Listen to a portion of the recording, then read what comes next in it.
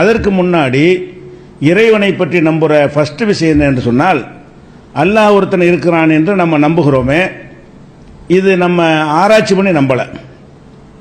ஆய்வு செஞ்சு கடவுள் ஒருத்தன் இருக்கிறானா இல்லையான்னு பல வாத பிரதிவாதங்கள் செஞ்சு சில விஞ்ஞானங்களை பார்த்து அப்படி நம்ம யாருமே நம்பலை. நம்முடைய பெற்றோர்கள் நமக்கு அப்படி சொல்லி தந்தார்கள், அல்லாஹ் என்று ஒருத்தன் இருக்கிறான் என்று நமக்கு சொல்லி தந்தார்கள். ஒவ்வொரு சமுதாய மக்களுக்கும் அவங்கவுங்க ஒரு கடவுள்னு சொல்லி கொடுத்துருக்கிறார்கள். அது அவங்கவுங்க நம்புகிறாங்க. பல கடவுளை நம்புகிற சமுதாயம் அவங்க முன்னோர்களிடமிருந்து அந்த நம்பிக்கை எடுத்தார்கள். ஒரு கடவுளை நம்புகிற நம்ம சமுதாயம் நம்முடைய முன்னோர்களிடமிருந்து அந்த நம்பிக்கை எடுத்திருக்கிறோம். ஆனால் அல்லாஹ் இப்படி நம்மளை நம்பவே சொல்லலை.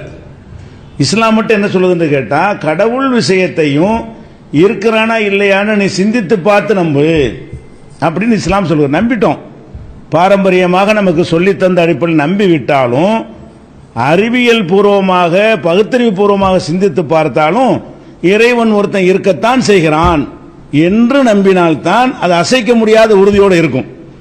உண்மை அதுதான். அல்லாஹ் அப்படி இருக்கிறான் என்று சொல்வது அவ்வளோ பலவீனமாக இருக்கும்.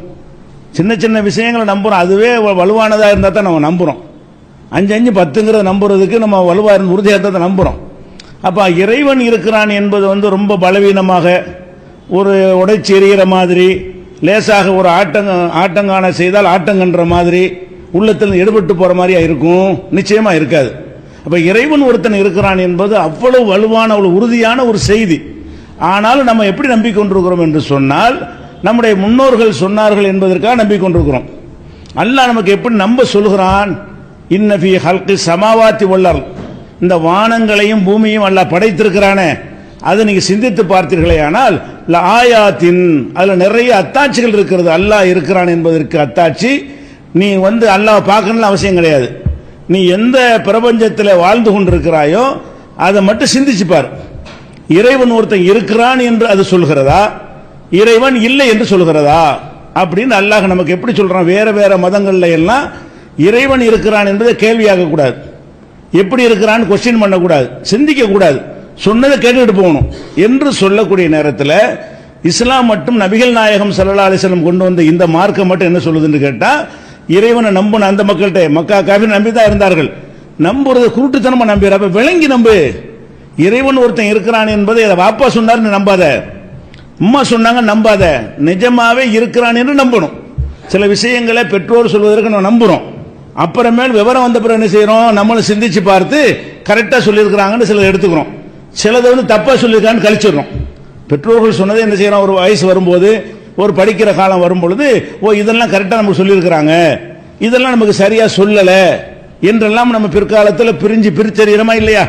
அந்த மாதிரி இறைவனை பற்றி நீங்க சிந்திச்சு பாருங்க. உங்க அறிவு, பகுத்தறிவு, விஞ்ஞான முடிவு இறைவன் இல்லைன்னு சொல்லுதா, இருக்குன்னு சொல்லுதா? அவ்வளவு கான்பிடென்ட்டாக அல்லாஹ் சொல்லி காட்டுறான், சிந்திச்சு பாரு. அப்ப இறைவன் ஒருத்தன் இருக்கிறான். அப்ப இறைவன் இருக்கிறான் என்பதை நம்பணும். எப்படி நம்பணும் என்றால், விளங்கி புரிந்து உண்மையில் இருக்கிறான் என்று அந்த அடிப்படையில் நம்பினால் மட்டும்தான் அது ஆட்டங்காண முடியாத நம்பிக்கையா இருக்கும். ஏதோ அவங்க சொன்னாங்க இவங்க சொன்னாங்க ஆடி போயிடும். அப்ப இறைவன் இருக்கிறான் என்பதற்கு எப்படி நிறைய சான்று இருக்குதா? ஏராளமான சான்றுகள் இருக்கிறது. முதலாவதா எடுத்துக்கொண்டோமே ஆனால், நம்ம வாழுகிற இந்த பிரபஞ்சம் என்று சொன்னால் இந்த பூமி மட்டும் இல்லை, நம்ம வாழ்றோம், இந்த பூமியில வாழ்றோம். இந்த பூமியை விட பல பல மடங்கு பிரம்மாண்டமான கோள்கள்லாம் இருக்கிறது, நட்சத்திரங்கள்லாம் இருக்கின்றன. இந்த எல்லாம் சேர்ந்த பிரபஞ்சம் இருக்குல்ல, இதை கற்பனை பண்ணி பார்த்தால் அவ்வளவு பிரம்மாண்டமான ஒரு சைஸ்ல இந்த பிரபஞ்சம் அமைக்கப்பட்டிருக்கிறது. இந்த பிரபஞ்சத்தை பற்றி நீங்கள் சிந்தித்து பார்த்தால் அது கடவுள் இருக்குது என்று சொல்கிறதா, இல்லை என்று சொல்கிறதா? கடந்த காலத்தில் இல்லை என்று சொல்வதற்கு இது ஆதாரம் காட்டினாங்க.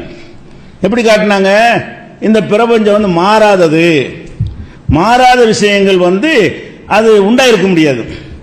மாறக்கூடிய விஷயங்கள், நீங்க இப்படி இருக்கிறீங்கன்னு வைங்களேன், இப்படியே ஆரம்பத்தில் இருந்தீங்க, ஒரு 50 வயசு உள்ளவர் பார்க்குறோம்னா போன வருஷம் இதே மாதிரி இருந்திருக்க மாட்டார், அதுக்கு முந்தின வருஷம் பார்த்தா அதை விட கொஞ்சம் சின்னதாக இருந்திருப்பார், அதை விட கொஞ்சம் பலவீனமாக இருந்திருப்பார்.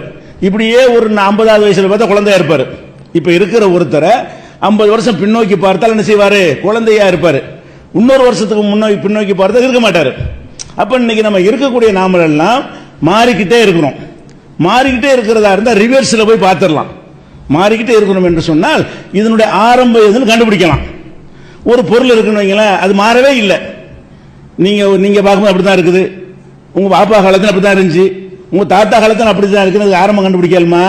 அது அப்படித்தான் இருக்குது, ஸ்டார்டிங்ல இருந்து அப்படித்தான் இருக்கு என்று சொன்னால் அது யாரும் படைச்சது இல்லைன்னு ஆகும்.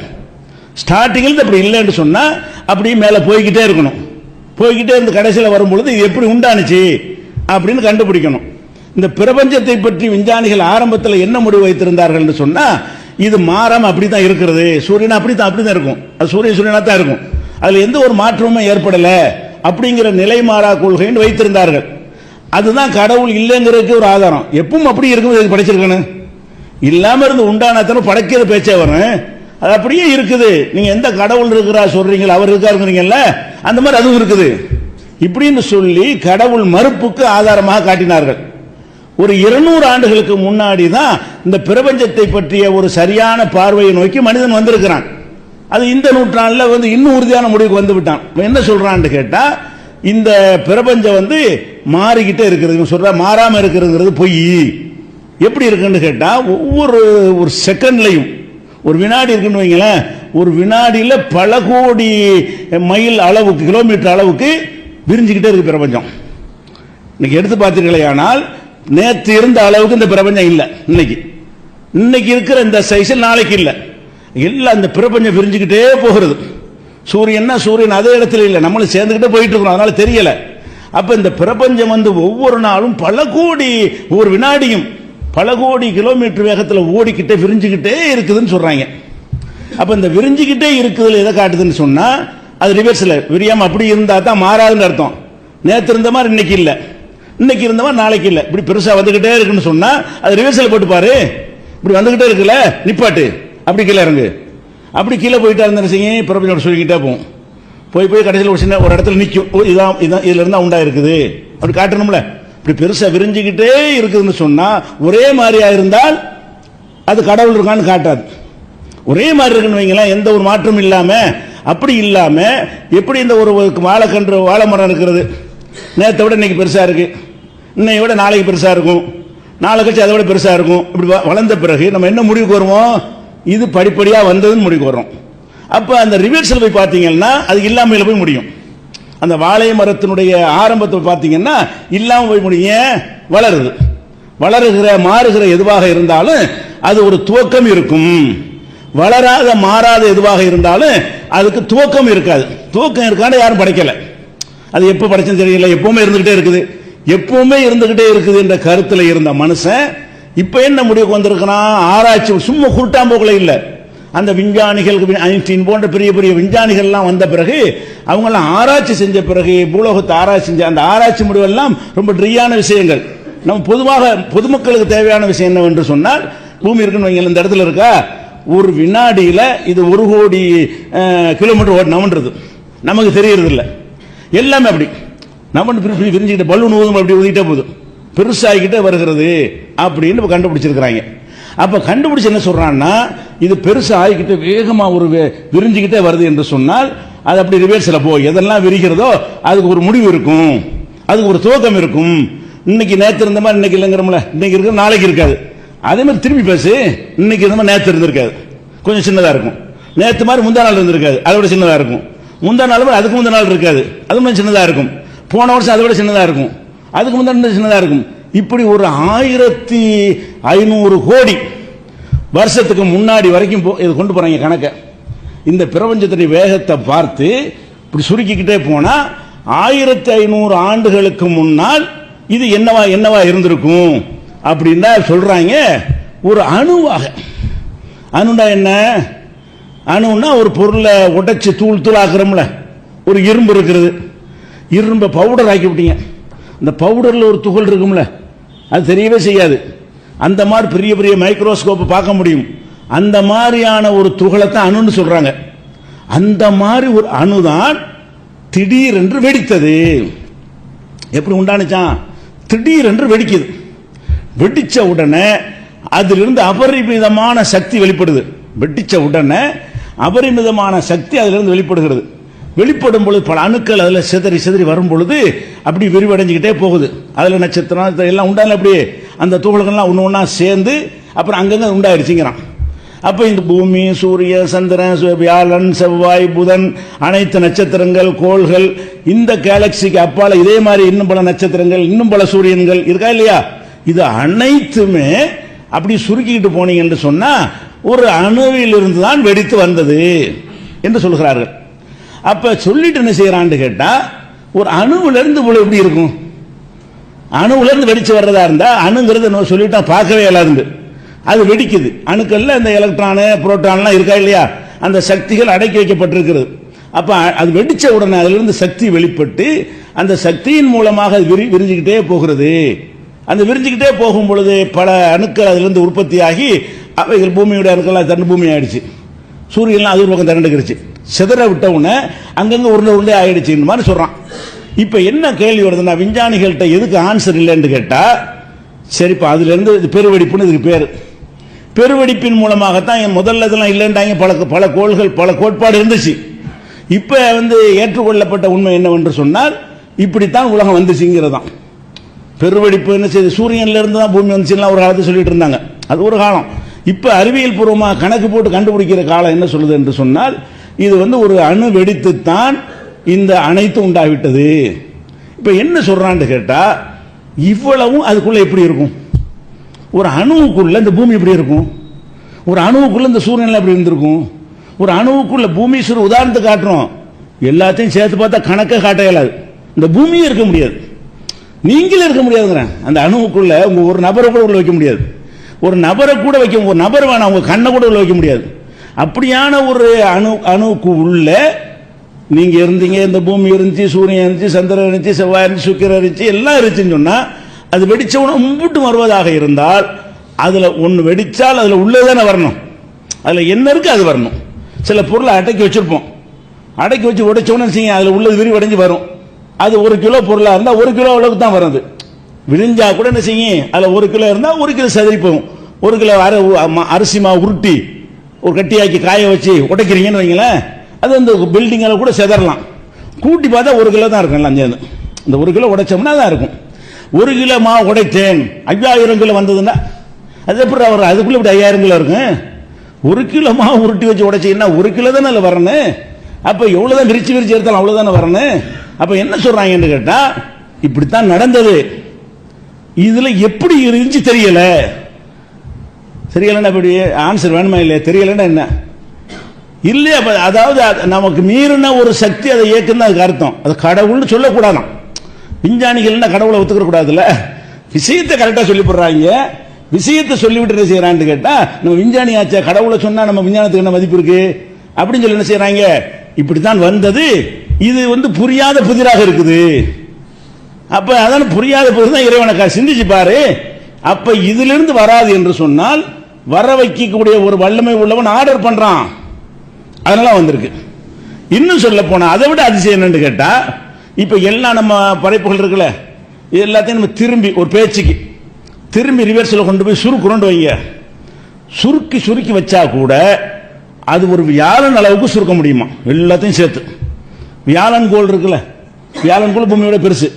அந்த வியாழன் கோள் அளவுக்கு தான் இது அனைத்தையும் சேர்த்து ரொம்ப டைட் பண்ணா சுருக்க முடியுமா? அணு அளவு கூட சுருக்க முடியாதான். அது வியாழன் கோள் அளவு எப்படி சுருக்க முடியும் தெரியுமா? அதை நீ விளங்கிக்கணும். அதாவது அணுக்களால் தான் எல்லா பொருளும் உருவாயிருக்குன்னு நம்ம படிச்சிருக்கிறீங்க. அணுக்கள் எல்லாத்துக்குமே அணுக்கள் தான். பல அணுக்களை ஒன்னா சேர்ந்து மனிதனோ, வாழைப்பழமோ, கத்திரிக்காயோ, இரும்போ, இந்த பில்டிங்கோ, இந்த மைக்கோ, எதுவா இருந்தாலும் சரி, நீங்க வச்சுக்கிற போனோ, கண்ணாடியோ, எதுவா இருந்தாலும் சரி, அல்ல தலையில இருக்கிற முடியோ, எது எடுத்து பார்த்தாலும் கோடான கோடான அணுக்களை கொண்டுதான் அந்த பொருள் உருவாக்கப்பட்டிருக்கிறது. இப்ப தண்ணீர் எடுத்துக்கொண்டீர்களே ஆனால் அது ஹைட்ரஜன்கிற ஒரு அணுவும் ஆக்சிஜன்கிற ஒரு அணுவும் சேர்ந்தா தண்ணி. இது ரெண்டு அது ஒண்ணுங்கிற கணக்கில் சேரணும். அதுல 2 அணு இதுல 1 போட்டு தண்ணி ஆயிரும் சொல்றோம். அப்ப ஒவ்வொன்றுக்கும் அந்த அணுக்களுடைய எண்ணிக்கை இருக்கு இல்லையா, அந்த எண்ணிக்கை அடிப்படையில் அந்த பொருள்கள் தீர்மானிக்கப்படுகிறது. இந்த மாதிரி அணுக்கள் இருக்குன்னு சொல்றானே, அந்த அணு எப்படி இருக்குன்னு பாத்தீங்கன்னா, இப்ப நம்ம இருக்கணும் வைங்களேன், நம்ம கோடான கோடான கோடான கோடான கோடான அணுக்களை கொண்டாலும் ஒரு ஆள் அணுவா பிரிச்சோம்னு சொன்னா 1 கோடி 2 கோடிலாம் வராது, போட முடியாது. பில்டிங் அளவு சைபர் போட்டாலும் வராது. சைபர் சைபர் சைபர் சைபரா போட்டு போனாலும் அடங்காத அளவுக்குரிய அணுக்கள் உங்க ஒரு மனிதருக்குள்ள இருக்கும். இவ்வளவு அணுக்களுடைய தொகுப்பா இருக்கிறீங்கல்ல, அந்த அணுன்னு எடுத்து பார்த்தீங்க, அணுண்டா என்ன, அந்த ஒரு தூள் சின்ன பொருள் அதை எடுத்துக்கிட்டு அதை உள்ள உடைச்சி, அதாவது மெட்டீரியலா உடைக்கிறது இல்லை, சக்தியை கொண்டு உடைச்சு பார்த்தீங்கன்னா உள்ள என்ன இருக்குன்னு கேட்டா, ஒரு அதுக்குள்ள எலக்ட்ரான் ஒன்று இருக்கும், புரோட்டான் ஒன்று இருக்கும், நியூட்ரான் ஒன்று இருக்கும். அந்த புரோட்டான் நியூட்ரான் உள்ளுக்குள்ள இருக்கும், எலக்ட்ரான் சுத்தி சுத்தி வரும். சரியா? அதுக்குள்ள மைய கருவுல ஒரு நியூக்ளியர் கரு ஒன்று வச்சிருப்பாங்க. இப்போ அணுன்னு சொன்னா எந்த ஒரு அணுவை எடுத்துக்கொண்டாலும், ஒரு முட்டையை எடுத்துக்கிறீங்களேன், முட்டையில மஞ்சள் கரு இருக்குல்ல, அது மெயினான கரு. சுத்தி வெள்ளைக்கரு இருக்குதா, அந்த வெள்ளைக்கருங்கிறது புரோட்டான் வச்சுக்கிறங்க, சுத்திக்கிட்டே இருக்குது. உள்ளக மஞ்சள் கரு இருக்குது, அந்த வெள்ளைக்கரு என்ன செய்யுங்க, ஒரு புரோட்டான் சுத்திக்கிட்டே இருக்கும். அதுக்கப்புறம் நியூட்ரான், அதுக்கு சக்தி இல்லாத ஒன்று, அதுவும் அதுக்குள்ள அடங்கி இருக்கிறது. இந்த சக்தி வெளியேறி போகாம எலக்ட்ரான்ங்கிற ஒரு சக்தி சுத்தி வேகமா சுத்திக்கிட்டே இருக்கும். அந்த எலக்ட்ரான் சுத்துறதுனால தான் அந்த அணு வேற ஒன்னோட கலந்துட மாட்டேங்குது. ஒவ்வொன்று தனித்தனி பொருளா இருக்குல்ல, அதை அடைச்சி வைப்பதற்கு சுவரை கட்டி எழுப்பாம சுழற்சி ஃபேன் சுத்துன்னு வைங்களேன், சுத்தும் போது ஒரு பேனா தூக்கி போட்டுனா சவத்துக்கு போகாது, மேலே போகாது, கேப் இருக்கத்தான் செய்யுது. சுத்தாத ஃபேன்ல அந்த கேப்புக்குள்ள பொருளை தூக்கி எரிஞ்சிடலாம். மேலே சுத்திக்கிட்டு இருக்கிற ஃபேனை போட்டீங்கன்னா அந்த வேகமா சுத்துறதுனால ஒவ்வொரு இடத்துல தடுப்பு நிற்கும், தாண்டி போகாது. இப்படியான இது எல்லாம் சேர்ந்து ஒரு அணு, இது எல்லாம் சேர்ந்து ஒரு கருவு, ஒரு புரோட்டானு, நியூட்ரானு, அப்புறம் சுத்தி எலக்ட்ரான், இது எல்லாம் சேர்ந்ததுக்கு பேர் தான் ஒரு அணு. இந்த மாதிரி அணுவா நிறைய அணுக்களை சேர்த்தா இத்தனை கணக்குல இருந்தா தங்கம், இத்தனை கணக்குல இருந்தா தண்ணின்னு ஒரு கணக்கு வச்சிருக்காங்க. அது ஒரு டீப்பான விஷயம். இப்ப மேட்ரு என்னன்னு கேட்டா, இந்த அணு இருக்குல்ல, அந்த அணுவுல காலி இடம் எவ்வளவு தெரியுமா? ஒவ்வொரு அணுவுலையும் சுத்துல, இதான் அணுன்னு சொன்னா சுத்திட்டு வருது, மற்ற எல்லாம் காலி இடம், ஸ்பேஸ். அந்த காலி இடம் 1,00,000 கோடி அளவு காலி இடம் இருக்கு. அந்த கருவோட அளவு எடுத்துக்கிட்டீங்கன்னா, அந்த கருவை விட 1,00,000 கோடி அளவு ஸ்பேஸ் பெரிய இடமா இருக்குது. அப்ப பிடிச்சி அம்மிக்கு எடுத்தீங்கன்னு சொன்னா 1,00,000 கோடி அளவுக்கு சுருங்கிடும். இப்படி செய்ய முடியாது. அப்படி செஞ்சா அந்த பொருளை இல்லாம போயிடும். நம்ம என்னதான் தூள் பவுடர் ஆக்கினாலும் அந்த ஒரு அணுவுல அளவுக்கு தான் பவுடர் ஆக்க முடியுமே தவிர, அணுவையும் உடைக்கிற அளவுக்கு நீங்க பவுடர் ஆக்க முடியாது. அணுவை உடைச்சு உள்ள நசுக்கிட்டோம்னு சொன்னா, இப்ப நீங்க இருக்குன்னு வைங்களேன், உங்களை அந்த அணுவுல உள்ள ஸ்பேஸ் இருக்குல்ல, அதெல்லாம் காலி பண்ணி அமுக்கணும்னு சொன்னா ஒரு கடுகுல வந்துருவீங்க நீங்க. ஒரு மனிதனுடைய மொத்த அளவு எவ்வளவுதான்? வெறுமனை ஒண்ணும் இல்லாதபடி எல்லாம் காட்டிட்டு இருக்கிறான், ஒண்ணுமே கிடையாது. மனுஷனுங்கிறீங்களா, மனுஷன்ல என்ன இருக்குது? கோடான கோடி அணுக்கள் இருக்குது. அந்த அணுக்களுக்குள்ள அந்த ஸ்பேஸ் இடம், காலி இடம் தான் அப்படி இருக்கு. உள்ள ஒரே ஒரு பொருள் இருக்கு, அப்படி காலி இடம் இருந்தோம்னா அது ஒரு பொருள் மாதிரி நமக்கு தெரிகிறது. இது பேனை சுத்திக்கிட்டு இருக்கும் போது பேனாக நமக்கு தெரியாது, ஒரு வட்டமான தகடாக தெரிகிறது. இப்படி நம்ம கண்ணை ஏமாற்றி கொண்டிருக்கிறதுனால தான் அப்படி பெருசா நமக்கு காட்டுறமே தவிர, நமக்குள்ள உள்ள அந்த ஸ்பேஸை காலி பண்ணிட்டு அந்த கரு அளவுக்கு அமுக்கணும் வைங்க, ஒரு மிளகுக்குள்ள நீங்க எல்லாம் வந்துருவீங்க. ஒவ்வொரு ஆளும் நம்ம சைஸ் எவ்வளவு ஆயிரும், இவ்வளவு அந்த ஸ்பேஸை அடிக்க முடியாது நம்மளால. அந்த ஒரு விஞ்ஞான முறையில் அது ஆய்வு செஞ்சு அதை உடைச்சு நசுக்கி பார்த்தா கூட வியாழன் அளவுக்கு தான் சுருக்க முடியுமா? என்ன சொல்றான்னு கேட்டா, இந்த பிரபஞ்சத்தை அப்படியே இந்த அணுக்களுடைய ஸ்பேஸ் இருக்குல்ல, ஸ்பேஸ் எல்லாம் காலி பண்ணி விடு, ஸ்பேஸ் எல்லாம் இல்லாம புட்டிச்சு நசுக்கிறதா இருந்த முடியாது. அப்படி நசுக்கினால் கூட இந்த பிரபஞ்சம் வியாழன் கோள் அளவுக்கு இருக்கும். அது எப்படி வரும்? ஒரு அணுவுக்குள்ள வியாழன் கோள் மத்த இவ்வளவு வருஷத்தை சுருக்க முடியுது. எவ்வளவு முயற்சி பண்ணி எவ்வளவு நசுக்கி சுருக்கினாலும் எவ்வளவு தான் சுருக்க முடியும்? ஒரு வியாழன் கோள் அளவுக்கு தான் இந்த பிரபஞ்சத்தை சுருக்க இயலும். அது எப்ப முடியும்? இப்படியே சேர்த்தாவது சுருக்க வியாழன் கோள் அல்ல, வியாழன ஒரு கோள் அதில் இருக்குது. எல்லாத்தையும் சேர்த்து வியாழன் கோள் ஆக்குறதா இருந்தா அணுக்களுக்கு உள்ள காலி இடம் இருக்குல்ல, அதெல்லாம் காலி பண்ணி அப்படி நெருக்கினால் தான் அவ்வளவு வருங்கிறான். அப்பனா அவ்வளவு டைட் பண்ணா கூட ஒரு வியாழன் அளவுக்கு இருக்கு. இது எப்படி அணுவில் இருந்துச்சு? உன் சொல்லுப்படி சாத்தியமற்ற ஒன்றை நம்ம செய்து காட்டிவிட்டால் கூட அது அணுவுக்குள்ள உழவு இருக்குமா? இருக்காது. அப்ப அது இருக்காது என்று சொன்னால் அந்த வெடித்தல் என்பது ஒரு காரணமாக வைத்துக் கொண்டு ஒரு சூப்பர் பவருடைய உத்தரவு இருக்குன்னு வழங்குறதுல இருந்து இல்லாத ஒன்றை கொண்டு வந்தாலே என்ன அர்த்தம்? இல்லாத ஒன்று வந்து விட்டாலே உண்டாக்குனான்னு அர்த்தம். இருக்கிறத கொண்டு வந்து அது வந்து சொல்லிட்டு போயிடலாம். அப்ப இந்த பிரபஞ்சத்தை நீங்க சிந்தித்து பார்த்தீர்களே, ஆனால் இது எப்படி உருவானது என்று இன்றைக்கு விஞ்ஞானிகள் இன்னும் சொல்ல போனால் இப்படித்தான் உருவானது என்பதை 2012 சோதிச்சு வேற அறிஞ்சாங்க. ஜெனீவாவில் ஒரு 600 அடி ஆழத்திற்கு ஒரு குழி தோண்டி சுரங்கம் அமைத்து 27 மீட்டர் சுற்றளவுல விஞ்ஞான கூட அமைத்து அதில் இந்த அணுக்களை மோத விட்டு பார்த்தாங்க. 3 லட்சம் கிலோமீட்டர் வேகத்தில் வந்து அந்த நியூட்ரான்களை மோத விட்டோம்னா அதுல ஒரு சக்தி வெளிப்படுதுல, எவ்வளவு சக்தி வெளிப்படுதுன்னு கண்டறிஞ்சாங்க. அப்ப அந்த மாதிரியான சக்தி வெளிப்படுதுங்கிறத கண்டறிஞ்ச பிறகு இப்படித்தான் வந்திருக்கும் அப்படின்னு சொல்றாங்க. ஆனால் அது அப்படியான சக்தி வெளிப்படுன்னு கண்டுபிடிச்சாங்க தவிர அதை வந்து இவ்வளவு பொருள் எப்படி இருந்துச்சு வருதுங்கிறது உண்மை. அது எப்படி அதுக்குள்ள அடக்கி வைக்கப்பட்டிருக்குது என்பதை அவனுக்கு சொல்ல முடியல. அது அந்த கடவுளின் துகள் தான் அது பேர் வச்சிருந்தாங்க. அது ரொம்ப டீப்பான விஷயம். அப்ப நம்ம அடிப்படையாக என்ன விளங்க வேண்டும் என்றால், ஃபர்ஸ்ட் நம்ம சிந்திக்க வேண்டிய விஷயம், அல்லாஹ் இறைவன் ஒருத்தருக்காக நம்புறோம். அந்த இறைவன்னா எல்லா மதத்தவர்னு சொல்றாங்களே அதுக்கெல்லாம் சூட் ஆகாது. ஒரே ஒரு இறைவன் சொல்லக்கூடியவங்களுக்கு தான் இந்த விஞ்ஞான ரீதியாக காட்ட முடியும். எதை வேண்டாலும் இறைவன் சொல்லக்கூடியவர்களுக்கு இது ஆதாரமாகாது.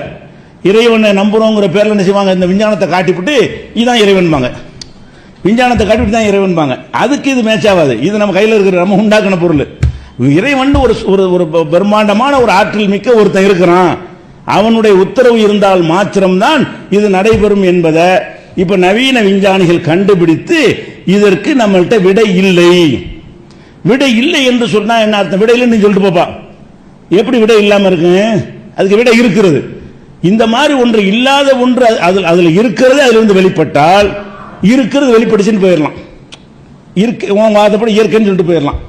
இருக்கிறதை தாண்டி பல பல பல பல பல பல கோடி மடங்கு சொல்ல முடியாத நம்பர்ல அது பெருகினுச்சு என்று சொன்னால் அதுக்குள்ள அந்த பொருளை அடக்கவே இயலாது என்று விஞ்ஞானம் ஒத்துக்கவும் செய்யுது.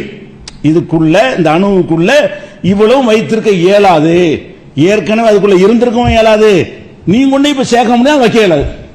அதுல இருந்து வந்துச்சுன்னு சொல்றீங்களப்பா, அதை கூட டைப் பண்ணால அடங்கிடணுமா இல்லையா? ஒரு மூட்டையில இருந்து செதறி வந்துருச்சுன்னு வைங்களேன், திருப்பி அந்த மூட்டையில் போட்டு கட்டிடலாமா இல்லையா? அப்ப எதிலிருந்து வந்துச்சுன்னு சொல்றியோ அதுக்குள்ள அது இருக்காதுன்னு ஒத்துக்கிறான். சரி, இருக்கிற எல்லாத்தையும் உன்னாட்டு அள்ளிட்டே போய் அமுகிட்டே போய் ஒரு பக்கம் அணைச்சி உன்னா சேர்த்தா எதுல வந்து நிக்கும்னு கேட்டா அது பல மடங்கு பெருசா இருக்கும். அந்த அணுக்களுடைய ஸ்பேஸ் எல்லாம் காலி பண்ணி பாத்தீங்கன்னு சொன்னா ஒரு வியாழன் அளவுக்கு நிற்கும், அதுக்குள்ள இருக்காது. அப்ப எதுல இருந்து வந்துச்சோ அதுக்குள்ள அது போகவும் செய்யாது. அதை விட இத்தனை மடங்கு அதிகமா இருக்கிறது சொன்னால் அப்ப அல்லாஹ் சிந்திச்சு பார்க்க சொன்னால, இந்த வானம் பூமி படைச்சதை சிந்திச்சு பார்ப்பா, சும்மா அம்மா சொன்னா வாபஸ் நம்பாத, சிந்தித்து பார்த்தால் இது அதுவாக உண்டாகவில்லை, எந்த ஒரு பொருளும் தானாக உண்டாகவில்லை. ஏன்னா ரிவர்ஸ்ல போய் பார்த்தா அதை சிந்திச்சு கண்டுபிடிப்பாங்க. இப்ப நம்ம வந்து மனிதன் வந்து தானா உண்டால நம்ம சொல்லலாமா இல்லையா? அவன் ஒத்துக்கிறான். ஏன் தானா உண்டாவலங்கிறோம்? இப்ப இருக்க மாதிரி நீங்க வந்து இப்ப நேற்று இல்லை, முந்தா நாள் அப்படி இல்லை, அதுக்கு முந்தைய அப்படி இல்லை, போன வருஷம் அப்படி இல்லைன்னா இப்படியே இல்லாம இருந்து நீ வந்திருக்கிறீங்கன்னு ஒத்துக்கிறான்.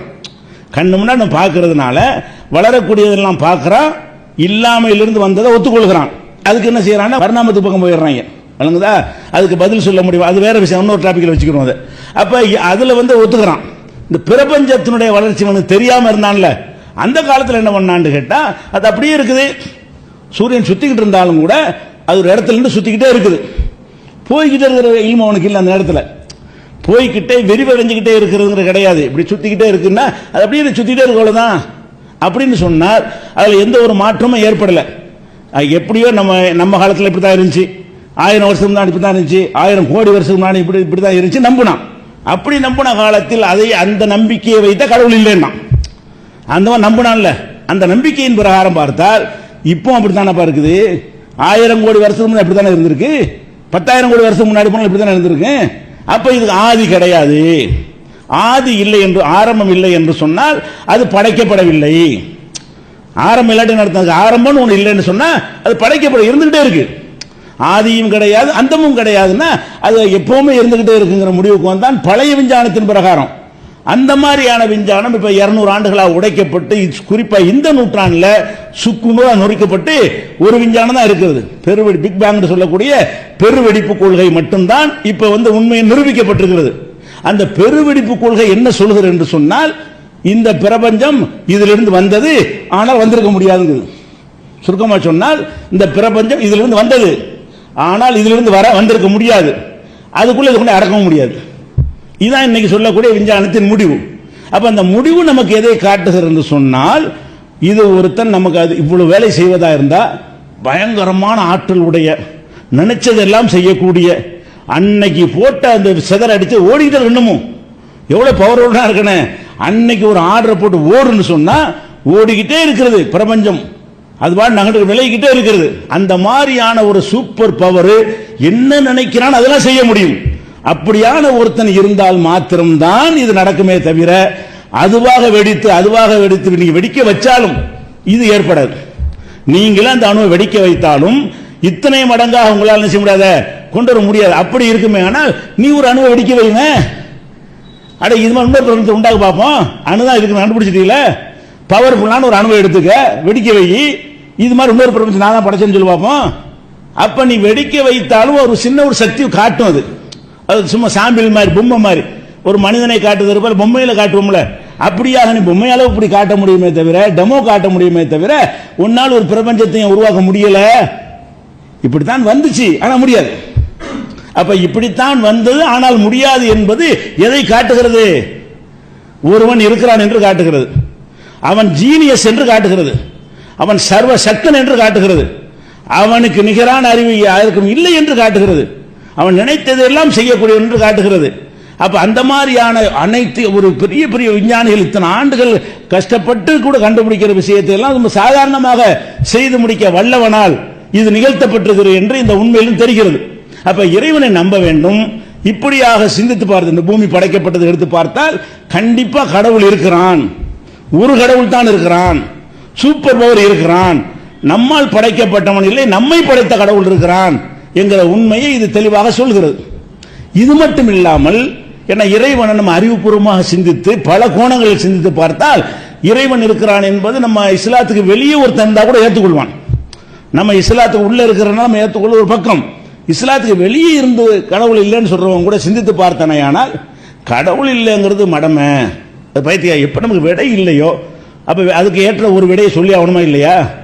ஏதோ ஒன்று நமக்கு மேல இருந்து செய்துங்கிற அதான் அதுக்குரிய விடையா இருக்கும். அது ஏதோ ஒண்ணுங்கிறது நான் ஒன்னு கூட சொல்லக்கூடாது. அது சூப்பர் பவரான ஒரு சக்தி மிக்க ஒருவன் அப்படித்தான் சொல்லுவார். இது ஒரு பொருளா ஒரு பொருளை உண்டாக்குங்க, இவ்வளவு பெரிய ஆர்டர் பண்றாங்க என்ன செய்யணும்? அவனுக்கு அறிவு இருக்கணும், திறமை இருக்கணும், ஆற்றல் இருக்கணும், நினைச்சதெல்லாம் செய்யக்கூடிய வல்லமை இருக்கணும். அப்படியாக ஒருத்தன் இருந்து செய்கிறான் என்ற ஒரு கருத்தை தான் இந்த முடிவு. இந்த பூமி எப்படி பூமி இல்ல, பூமி சூரியன் சந்திரன் அனைத்தும் இந்த ஒட்டுமொத்த பிரபஞ்சமும் அதுக்கு முன்னாடி எதுவுமே இல்லைங்கிறான். காலம் இல்லை, இடம் இல்லை, இடைவெளி இல்லை, ஒண்ணுமே இல்லைங்கிறான். அது வெடிக்கிறதுக்கு முன்னாடி, வெடிச்ச பிறகுதான் காலம்லாம் வருதுங்கிறான். அப்ப அதுக்கு முன்னாடியே ஒருத்தன் இருந்து இதை இயக்கி கொண்டிருக்கிறான் என்ற உண்மை, கடவுள் இருக்கிறான் என்பதை சந்தேகத்துக்கு இடமில்லாமல் நிரூபிக்கிறது. இன்னும் இறைவன் இருக்கிறான் என்பதை எப்படியெல்லாம் அல்லாஹ் சிந்திக்க சொல்கிறான் என்று அல்லாஹ் சொல்றதை வைத்தான். எதையெல்லாம் சிந்திக்க சொல்கிறானோ அதையெல்லாம் சிந்தித்து பார்த்து நம்பிவிட்டு அப்புறம் மார்க்கத்தில் எப்படி இறைவன் நம்பணும் என்பதை இரண்டாவதாக நம்ம எடுத்துக்கொள்வோம். இஸ்லாம் ஒரு சக்தி வாய்ந்த அணு வெடித்ததாக சொன்னார்கள். அந்த அணு வெடித்து கோடானு கோடான அணுக்கள் அதிலிருந்து புறப்பட்டு வேகமாக சீறி பாய்ந்து ஓடிக்கொண்டே இருக்கின்றன. அந்த வெடிச்சது ஒரு அணு, அந்த அணுவிலிருந்து கோடான கணக்கில் எடுக்க முடியாது, அவ்வளவு அணுக்கள் புறப்பட்டு வெளியேறி கொண்டிருக்கின்றன. இன்னைக்கு வரைக்கும் அந்த அணுக்கள் ஓடிக்கொண்டே இருக்கின்றன. இந்த ஓடிய அணுக்கள் என்ன செய்யுதுன்னு கேட்டா ஆங்காங்கே திரண்டு இந்த பூமின்னு இருக்குன்னு வைங்களேன், இந்த இடத்துல சில அணுக்கள்லாம் ஒன்னா சேர்ந்து ஒரு உருண்டை ஆகிவிட்டது. சூரியன் இருக்கு பாருங்களேன், அதுவும் பல அணுக்கள் ஒன்றாக தொகுத்து அது சூரியனாகிவிட்டது. இப்படித்தான் அவங்க ஒவ்வொன்றையும் திரண்டு உருவானதா சொல்கிறார்கள். அப்ப இதுல இறைவன் இருக்கிறான் என்பது இங்கேயும் நமக்கு புலப்படுகிறது. எப்படி புலப்படுதுன்னு சொன்னா அந்த அணுவுல இருந்து ஒரு ஆற்றல் பிறக்கிறது. கோடான அணுக்கள் லட்சக்கணக்கான மைல் வேகத்தில் ஓடி புறப்பட்டு சீறி வருகிறது. அப்படி ஓடிக்கிட்டே இருக்கும்போது ஒரு இடத்துல திரளணும்னு சொன்னா அந்த ஓட்டம் நிறுத்தப்படணும். ஓடிக்கிட்டே இருக்குல்ல, ஓடிக்கிட்டே இருக்கிறத பிடிச்சி நிறுத்தி உன்னை சேர்த்து உருட்டணும்னு சொன்னா அந்த வேகத்தை நிறுத்தணும். ஆனா அணுக்களுடைய இந்த ஓட்டம் நிறுத்தவே படலை, எல்லாம் ஓடிக்கிட்டே தான் இருக்கிறது. அப்ப இந்த பூமிக்குன்னு சொல்லக்கூடிய இவ்வளவு அணுக்களும் ஒரு இடத்துல இருந்து ஒன்னா திரளணும்னு சொன்னா அது போகும்போது அந்த வேகத்தை குறைக்கணும். இரண்டாவதாக அவற்றையெல்லாம் இணைப்பதற்கு ஒரு சக்தி வேணும்ல. அணுக்க துண்டு துண்டா இருந்த அணுக்கள் எல்லாம் சேர்ந்து ஒரு பொருளா இப்ப இருக்குது. பூமின்னு ஒரு பொருளா இருக்குது, இணைக்கப்பட்டு இருக்கிறது. எந்த அளவுக்கு இணைக்கப்பட்டிருக்கிறது? இந்த மண்ணு மாதிரி துகள்கள்ல கூட நமக்கு இணைப்பு தெரியாது. ஒரு பாறை மாதிரி இருக்குன்னு வைங்க, பிச்சு கூட எடுக்க முடியல. அப்படி இணைக்கப்பட்ட இரும்புகள் இருக்கிறது, பாறை இருக்கிறது. இது மாதிரியான கடினமான தனிமங்கள் எல்லாம் பூமிக்குள்ள இருக்கிற, பூமிக்கு மட்டும் நான் சொல்றேன், இதுக்கெல்லாம் இப்படி ஒன்னா போட்டு இப்படி சேர்ந்துச்சு, ஒன்னா சேர்ப்பதற்குரிய என்ன அம்சம் அதுல இருந்தது, அதுதான் சொல்றாங்க. விஞ்ஞானி என்ன சொல்றாங்கன்னா, இது நம்ப முடியல தான், அதுதான் கடவுளின் துகள், கடவுளின் அணுன்னு அதுக்கு பேர் வச்சிருக்காங்க. ஏதோ ஒரு அணு வந்து சேர்த்து விட்டுருக்குது, இவங்களுக்கு விட தெரியலன்னு அதுக்கு என்ன பேர் வச்சுட்டாங்க, கடவுளின் துகள் ஓடிக்கிட்டே இருக்குது. இன்னைக்கு வரைக்கும் கூட நிறுத்தப்படல.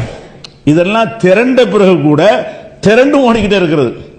திரள்றதுக்கு முன்னாடி துண்டு துண்டு கோடிக்கணக்கான அணுக்களாக ஓடிக்கொண்டிருந்தது, ஓடிக்கொண்டே இருந்தது, ஒன்னா திரளுது. திரளும் போது கூட அந்த வேகம் என்ன செய்யல, குறையல. அந்த அணுக்களாகவும் ஓடிக்கொண்டிருக்கிறது, திரண்ட பொருள்கள் அந்த கோள்களும் ஓடிக்கொண்டே இருக்குது. அப்படின்னு சொன்னா அதனுடைய ஓட்டம் நிறுத்தப்படவே இல்லை. இன்னைக்கு வரைக்கும் விரிந்து கொண்டே தான் இருக்குது. பிரபஞ்சம் விரிவடைந்து கொண்டே இருக்கிறது, அந்த ஸ்பேஸும் விரிவடைகிறது, அதில் உள்ள எல்லாமே ஓடிக்கிட்டே இருக்கிறது. ஓடிக்கிட்டே இருக்கிற ஒன்றை பிடித்து நிப்பாட்டி ஒரு உருட்டி ஒரு பொருளாக ஆக்கிறதா இருந்தா இது இது வந்து அதுக்குள்ள இருக்குமா?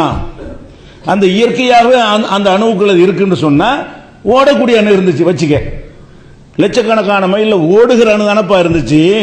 இந்த இடத்துல பூமின்னு ஒன்று உண்டாகணும்னு சொல்லி அந்த அணுவை பிரிச்சு ஒன்னா உருட்டி சேர்க்கிறது, அதை ஒட்ட வைக்கிறதுக்கு உன்னுடைய விஞ்ஞானத்தில் என்ன பதில்? தேடி தேடி பார்க்கறீங்க, ஒட்ட வைக்கிறதுக்கு ஒரு ரீசன் சொல்ல முடியல. ஒட்டி இருக்குது. சூரியன் சொல்லுவதில் அதில் உள்ள அணுக்கள்லாம் ஒட்டி ஒரு கோளாக இருக்கிறது. சந்திரன்கிற துணைக்கோள்ல அது எல்லாம் ஒட்டி ஒரு துணைக்கோளாக இருக்கிறது. இப்படி செவ்வாய், சுக்கிரன், புதன், வியாழன், கோடான கோடான நட்சத்திரங்கள், இது மாதிரி இன்னும் பல கேலக்சிகள், இன்னும் பல சூரியன்கள்லாம் இருக்கிறது. இவ்வளவு அப்படி திரண்டு திரண்டு இருக்கப்பா. இப்படி திரண்டது எப்படி? திரள முடியாத. அறிவியல் பிரகாரம் வெடித்து சிதறி ஓடிக்கிட்டே இருக்கிற அதனுடைய தன்மை ஓடிக்கிட்டே தான் இருக்கும். இறைவன் நிறுத்துற வரைக்கும் ஓடிக்கிட்டே இருக்கு நம்ம நம்பிக்கை. அவங்க என்ன செய்யறாங்க, ஓடிக்கிட்டே இருக்குங்கிறாங்க. அப்ப ஓடிக்கிட்டே இருப்பதுதான் அதனுடைய தன்மை என்று சொன்னால், ஓடிக்கொண்டே இருந்தவைகள் எப்படி ஒன்னா சேர்றாங்க, இழுக்கப்படணும்ல, அதனுடைய வேகம் நிறுத்தப்படணும்ல. அப்ப இழுத்து ஒன்னாக்குறது எது? ஒன்னாக்கிக்கிட்டு ஒட்ட வச்சது எது? ஒரு பொருளாக்கிறது. இப்ப ஒட்டுமொத்த பூமியும் ஒரு பொருளா இருக்கிறது. இதுல கூடான இது கணக்க சொல்ல முடியாத அணுக்கள் இருக்கிறது. ஒரு மனுஷன்ல எத்தனை அணுக்கள் சொல்ல முடியாது, அவ்வளவு அணுக்கள் இருக்கிறது. இந்த பூமிக்கு சொல்ல முடியுமா? இவ்வளவு அணுக்களும் பசை போட்டு ஒட்டப்பட்டது போல இருக்குது என்று சொன்னால், அப்படியான ஒரு அணு, அந்த அணு வெடித்து சிதறுகிற அணுவில் அது இருந்ததா? அந்த சக்தி எது? அதை வச்சு சேர்த்தது எதுன்ற உடனே ஏதோ ஒரு அணு வந்து என்ன செய்யுற, மைக்ரோ செகண்ட்ல சேர்த்து வச்சுட்டு போயிருச்சுங்கிறாங்க. அது என்னடா அணுன்னு கேட்டா அதான் கடவுளின் துகள். அதுக்கு பேர் என்னது? கடவுள் அணுங்கிறாங்க. அப்ப ஆன்சர் பண்ண முடியல. கடவுள் ஏதோ ஒரு பவரை வச்சு சேர்த்து விட்டுருக்கிறாரு. அதுக்கு பதில் என்னது? கடவுள்னு சொல்லாம அது ஒரு ஏதோ ஒரு அணு இருந்திருக்கும். அந்த அணு இப்ப இல்ல, அது எல்லாத்தையும் இப்படி சேர்த்து வச்சுட்டு ஓடி போயிடுச்சு. இந்த தமாஷா நீங்க நினைக்க இப்படிதான் சொல்றாங்க, விளையாட்டா இல்ல, அதே இதே மாதிரியே சொல்றாங்க. எப்படியும் ஒன்னா சேர்த்து வச்சுட்டு மைக்ரோ செகண்ட் தான் நிக்க ஓடி போச்சு, அது காணா. அப்ப ஏதோ ஒன்று இதை பிடிச்சி எடுத்து சேர்த்து வச்சிருக்குத, அது நீ சொல்றிய சேர்த்து வைத்திருப்பதாக சொல்கிறாய், எது என்று தெரியலங்கிறா. சேரவே முடியாதுன்னு வேற சொல்ற. ஓடிக்கிட்டே இருக்கிற தன்மை இன்னைக்கு அதுல மட்டுப்படுத்தப்பட, நிறுத்தப்படல. நிறுத்தின பிறகு ஒரு திடீர்னு செய்யலாம், அப்படியே நின்றுச்சுன்னு அப்படி இப்படி சேர்ந்து ஓட்டிக்கிட்டுன்னு சொல்லலாம். எதுவுமே ஈர்க்க முடியாத ஒன்னை விட்டு ஒன்னு பிச்சு உதறிக்கிட்டு இருக்கிறது, ஒன்று சேர முடியாது, பிச்சுக்கிட்டு தான் ஓடணும்.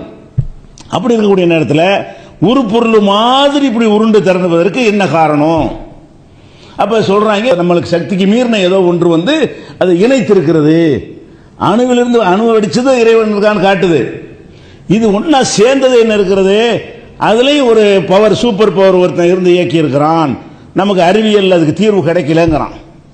அப்ப ஒரு நமக்கு மிஞ்சின ஒரு சக்தி தான் இது செஞ்சிருக்கணும் என்பதை சாதாரணமாக புரிந்து கொள்ள முடியும். நான் சொல்றேன், டெக்னிக்கல் வார்த்தையெல்லாம் சொன்னா கஷ்டமா இருக்கு எல்லாருக்கும். சாதாரண பாமரத்தனமா உங்களுக்கு சொல்றேன். விஞ்ஞான பார்வையில் பார்த்தான்னு சொன்னா கண்டிப்பா நம்மளோட அல்லா இருக்கான்னு நம்பிடுவான். நம்ம பார்க்கறத விட அவங்க டெக்னிக்கல் வார்த்தையில சிந்திச்சு பார்த்தாங்க என்று சொன்ன, அதனால பேர் அப்படி வைக்கிறான். கடவுளின் துகள் பேர் வைக்கிறதுக்கு என்ன காரணம்? இல்லைன்னு சொல்லிக்கிட்டு இருக்கணும். ஆனா கடவுளுடைய ரோல் இருக்குன்னு தான் அதன் அர்த்தம். அது கடவுளின் துகள் பேர் வைத்தா என்ன சொல்றான்? இது ஏதோ இன்னொரு அணு வந்து சேர்த்து விட்டுருக்குது, அது என்ன தெரியல, அது கடவுள் துகள் வச்சுக்கிடுவோம். இல்லை காணாமல சேர்த்துச்சிக்கணும், அதை காணாம். சேர்த்தானு எங்கடா ஒட்டின பசையை போட்டு ஒட்டிருக்குன்னா கழுவி பார்த்து பசை இருக்கணும்ல. 2 பேப்பர் ஒட்டி இருக்கிறோம், பசை ஒட்டி இருக்குன்னு சொல்றோம், பசையே காண உள்ள. கழுவி பார்த்தாலும் காணாம், சோதிச்சு பார்த்தாலும் காணாம். ஆனால் பசை இருக்குன்னா என்ன அர்த்தம்? ஒட்டி இருக்குன்னா அது இருந்துச்சு போயிடுச்சுங்கிறான். ஒட்டி விடுறதோட வேலை முடிஞ்சிருச்சு. அப்ப ஆன்சர் பண்ண முடியாத விஞ்ஞானிகள் என்ன பண்றான்னு கேட்டா அதுக்கு பேர் கடவுளின் துகள்னு வைக்கிறான். அப்ப விஞ்ஞானிகள் மனமுரண்டை ஓரம் கட்டிவிட்டு சுய சிந்தனையோடு பார்த்தார்களே ஆனால் நமக்கு புரிவதை விட கடவுள் இருக்கிறான் என்பது அவர்களுக்கு புரியும், நன்றாக புரியும். நமக்கு இந்த டெக்னிக்கல்லாம் விளங்காது. அணுகுல என்ன இருக்குதுன்னு சொல்றாங்கல்ல, இதுகள்லாம் வந்து சாதாரண மக்களுக்கு புரியாது, அது தேவையும் இல்லை. ஒரு ரிசல்ட்டை மட்டும் சொல்லு, அதுல நாங்கள் புரிஞ்சுக்கிறோம். ரிசல்ட் இதுதான். அது போக ஒரு அணு வெடிக்குதுன்னு சொன்னா ஒரு அணுவுல மையக்கரு இருக்கும். மையக்கருவை சுற்றி எலக்ட்ரானு புரோட்டான்லாம் இருக்கும், நியூட்ரான்லாம் இருக்கும். இதுகள்லாம் இருந்து வெடிக்கும் போது அந்த பொருளாகத்தானே சிதறணும். அந்த அணு கோடிக்கணக்காக போனால் அதே பொருளாகத்தான் சிதறி வரணும். ஒரு அரிசியை பிடிச்சி கோடிக்கணக்காக சிதறடிச்சிங்கன்னு சொன்னால் அத்தனை அரிசி தூளாக தான் இருக்கும். ஒரு அரிசியை வந்து கோடிக்கணக்கான தூள்களாக பிரித்து போட்டீங்கன்னு வைங்க, அத்தனை துகள் ஒவ்வொரு துகளும் என்னவா இருக்கும்? அரிசி அணு தான் அதில் இருக்கும். இதில் ஒரு அணு வெடித்திருக்கிறது. அந்த அணுவிலிருந்து பிறந்ததை பார்த்தீங்கன்னு சொன்னால் ஒரு உருண்டை வாயுவா இருக்குது, ஒரு உருண்டை மண்ணு மாதிரி இருக்குது, ஒரு உருண்டை நெருப்பா இருக்கு. சூரியன் அடுத்த நெருப்பா இருக்கு. நெருப்பு கோலமாக ஒரு எல்லாமே நெருப்பு, அதில் உள்ள ஒவ்வொரு அணுவும் நெருப்பாக இருக்கிறது. அது ஒரு மெட்டீரியல் மாதிரி இல்லை, நெருப்பு கோலமாகத்தான் சூரியனை எரிஞ்சுக்கிட்டே இருக்கிறது. அப்படி நெருப்பு கோலம் இருந்து வெடிச்சது ஒரு அணு. அந்த அணு நெருப்பு அணுவாக இருந்தால் உண்டான அம்புட்டி நெருப்பாக இருக்கணும். அந்த அணு வந்து வாயு அணுவாக இருக்குமே ஆனால் எல்லாம் வாயுவா என்ன செய்யணும்? கேஸாக இருக்கணும், உருண்டையாக இருக்கணும். அந்த அணு இந்த மண்ணுடைய அணு அப்படின்னு இருக்குமே ஆனால் வந்த உருண்டையெல்லாம் மண்ணா இருக்கணும். அப்போ செவ்வாயிலையும் பூமியிலையும் மண் எடுக்கிறான், சூரியனில் எடுக்க முடியுமா? அதனுடைய தன்மை வேறையா இருக்கிறது. அப்போ வாயு கோள்கள் இருக்கிறது, நெருப்பு கோள்கள் இருக்கிறது, இந்த மண்ணு மாதிரியான கோள்கள் இருக்கிறது. அட இந்த மண்ணுக்குள்ளேயே எத்தனை இருக்கு தனிமங்கள் இருக்குங்கிற நீங்க 92 தனிமம் இருக்குன்னு கண்டுபிடிச்சிருக்கே இல்லையா? அந்த மண்ணுக்குள்ளேயே இரும்பு இருக்குங்கிற, அதுக்கு அணு வேற. மண்ணுக்குள்ளேயே வந்து தண்ணி இருக்குங்கிற மண்ணுலைய, அந்த தண்ணியுடைய அணு வேற, மண்ணுடைய அணு வேற. தங்கம் இருக்குங்கிற, பித்தளை இருக்குங்கிற, இரும்பு இருக்குங்கிற, எவ்வளவு உலோகங்கள் இருக்குத. அது எல்லாம் ஒரே அணுவா? ஒரே அணு வந்து ஒரு பொருள் எவ்வளவு இருக்கு? அதனுடைய அணுடைய எண்ணிக்கை தன்மை வேறாக இருக்க போய் தான் ஒவ்வொன்று வேற வேறையா இருக்கிறது. அப்ப இந்த ஒவ்வொரு கோளும் பிரிவு சேர்ந்தது ஒரு அதிசயமா இருக்குது. இந்த ஒரு கோளுக்குள்ள அந்த அணுவுடைய வெடிச்சிச்சுல, அந்த அணு இரும்பு அணுவா இருந்தா உலகத்தில் எல்லா கோளும் இரும்பா சேர்ந்திருக்கணும். அந்த எந்த பொருள் வெடிக்கிறதோ அந்த பொருளுடைய மையக்கரு எதுவாக இருக்குதோ அதுதானே சிதறணும். அதுக்கு என்ன சொல்றாங்கன்னா, வெடிச்ச உடனே அது உன்னோட ஒன்று மோதி அதிலிருந்து ஒரு சக்தி பிறந்து அது இப்படி சொல்றாங்க. அப்ப எல்லாமே அந்த பதில் சொல்லணும் என்பதற்காக வேண்டி சொல்ற பதிலா இருக்குமே தவிர எல்லாம் குழப்பமா இருக்குன்னு சொல்றாங்க. வெடிச்சு சிதறின பிறகு இந்த வடிவம் எப்படி வந்தது என்பது ஒரு குழப்பம் தான். விஞ்ஞானிகள் சொல்றது குழப்பம் இல்லடா, தெளிவு. இதா குழப்பம். நமக்கு மேல இருந்து ஒருத்தன் ஆட்டி படைக்கிறான் என்ற தெளிவு அதில் கிடைக்கிறது. தெளிவை குழப்பம்ங்கிறாங்க. தெளிவு என்ன இருக்குது? இவ்வளவு இருக்கு நமக்கு புரிய முடியல, இப்படி துண்டு துண்டா செதறி போய் ஓடாம விட்டுது உண்டா சேருது, ஒவ்வொன்றும் வெவ்வேறு பொருளாக இருக்கிறது. அப்ப இந்த வெவ்வேறு பொருள்களை ஒரு அணுக்குள்ள இவ்வளவு சக்தி எப்படி இருந்துச்சுங்கிறது முதல் கேள்வியா வச்சோம் போன வாரம். இப்ப இதுல எல்லாமே வந்து ஒரு பொருளாக வரணுமா பல பொருளாக வரணுமா? எந்த ஒரு அணுவை வெடிக்க செதறினாலும் அந்த அணு தானே பழுகி பெருகணும். ஒரு அணுவுக்குள்ள நீ இத்தனை ஆயிரம் வகையான அணுக்கள் செதறி பெருகி இருக்குத, எப்படி? அது குழப்பம் தான். அதுக்கு என்ன, அதை இப்படி தான் மோதி இருக்கு, அது இன்னும் மோதி இருக்கு இப்படின்னு ஒரு காரணம் சொல்றாங்களே தவிர கடைசியில் என்ன செய்யறான்னா அது சிங்குலாரிட்டி புரியல, அது ஒரு குழப்பமான ஒரு அடிப்படைலாம் இருக்குதுங்கிறான். அப்ப வந்து கொஞ்சம் நடுநிலை வரல. ஏன்னா பகுத்தறிவுங்கிற பேரை பிடிங்கிருவாங்கன்னு பயந்துக்கிட்டு குழப்பமான நிலைன்னு சொன்னா தான் பகுத்தறிவாதியா இருப்பாரு. இல்ல ஒரு இறைவன் ஒருத்தர் இருக்கான்னு சொல்லிட்டா நீ பகுத்தறிவாதி அப்படின்னு கேட்டுருவாங்களாம். கடவுள் இல்லைன்னு சொல்றது பேர் பகுத்தறிவு வச்சுக்கிட்டாங்கல்ல. அந்த பேரை தக்க வைப்பதற்காக விஞ்ஞானிகள் என்ன செய்யறான்னு கேட்டா அப்படி பட்டும் படாமையும் தான் ஒத்துக்குருவாங்க, பச்சையா ஒத்துக்கிற மாட்டான். பச்சையா ஒத்துக்கிற 50 பேர் என்ன செய்வாங்க, நீ அறிவாளி இல்லைன்றுவாங்க, பகுத்தறிவாதி இல்லைன்றுவாங்க. அதுக்கு பயந்து என்ன செய்யறாங்கன்னா, ஆமா அது எப்படின்னு சொல்ல முடியல, குழப்பமா தான் இருக்குது, எப்படி ஒட்டுனுச்சுன்னு தெரியல, எப்படி இந்த ஒழுங்குக்கு வந்துச்சுன்னு தெரியல, ஊரானுக்குள்ள போட்டு எப்படி வந்துச்சுன்னு எங்களுக்கு வழங்கல, ஒரு குழப்ப நிலை தான் இருக்கிறது அப்படின்னு சொல்றான். அப்ப இது எதை காட்டுது? ஒரு சூப்பர் பவர் இந்த பொருள்ல இருந்து என்ன வரணும் அது வரவில்லை, அது அல்லாதெல்லாம் வந்திருக்கிறது, அதை விட பன்மடங்கு வந்திருக்கிறது, பலவிதமான பொருள் வந்திருக்கு. இதுல இருந்து என்ன வரணுமோ அது மட்டும் வந்துச்சுன்னா அதுல இருந்துச்சுன்னு சொல்லிட்டு போ. இதுல இருந்து என்ன இதை கிழிச்சு எறிகிறேன், இது வந்து கண்ணில் பார்க்கணும், கரிச்சிப்புன்னு தெரிகிறது, துணியால் செய்யப்பட்டு தெரிகிறது. நான் கிழிச்சு எறியும் போது இங்கிட்டு பார்க்க தங்க துண்டா போகுது, இங்கிட்டு பார்க்க இரும்பு துண்டா போகுதுன்னா இதுல இல்லையே. அப்ப வேற என்னமோ உள்ள நடக்குதுன்னு அர்த்தம். போகாது. அப்படி போனால் ஏதோ ஒரு பவரான ஒரு வேலை இருக்கு, இல்லை ஏதோ ஒரு சூப்பர் சக்தி இதை இருந்து மாற்றிருக்கிறான், அப்படித்தான் அதுக்கு அர்த்தமாகும். அப்படி நடந்தால் என்ன அர்த்தம்? அப்படி உலகம் நடக்க பார்க்கவும் முடியாது, இறைவனால் தவிர யாரும் செய்ய முடியாது. ஒரு பேச்சுக்கு நான் எத்திக்கு துண்டு துண்டா தூளாக்கி எறிகிறேன், ஒரு பொருள் எடுக்கிறேன், அது தூளாக ஆக்குறேன், தூளாக்கி பரப்பி விடுறேன். ஒருத்தர் மேல தங்க தூளா கொட்டுது அந்த பொருளை, ஒருத்தர் மேல வெள்ளி தூளா கொட்டுது, ஒருத்தர் மேல இரும்பு தூளா கொட்டுது, ஒருத்தர் மேல சாம்பலா கொட்டுதுன்னா என்ன அர்த்தம்? அதுல இல்லையடா, நான் உருட்ட சாம்பல் தானடா, நான் சாம்பலை உருட்டி தூக்கி வேறினேன், அதுல எப்படி தங்கம் வரும்? அப்ப இதுல இருந்து வரக்கூடிய முடிவு என்ன குழப்பமா தெளிவா? தெளிவா இருக்குது. நமக்கு மேல ஒரு சக்தி இருக்காதான் தெளிவு. அப்ப நமக்கு மேலே இருந்த அதிக மிகப்பெரிய அறிவு உடைய, ஆற்றல் உடைய, நினைத்ததை சாதிக்கும் வல்லமை உடைய ஒருத்தன் இருந்ததை செய்கிறான்.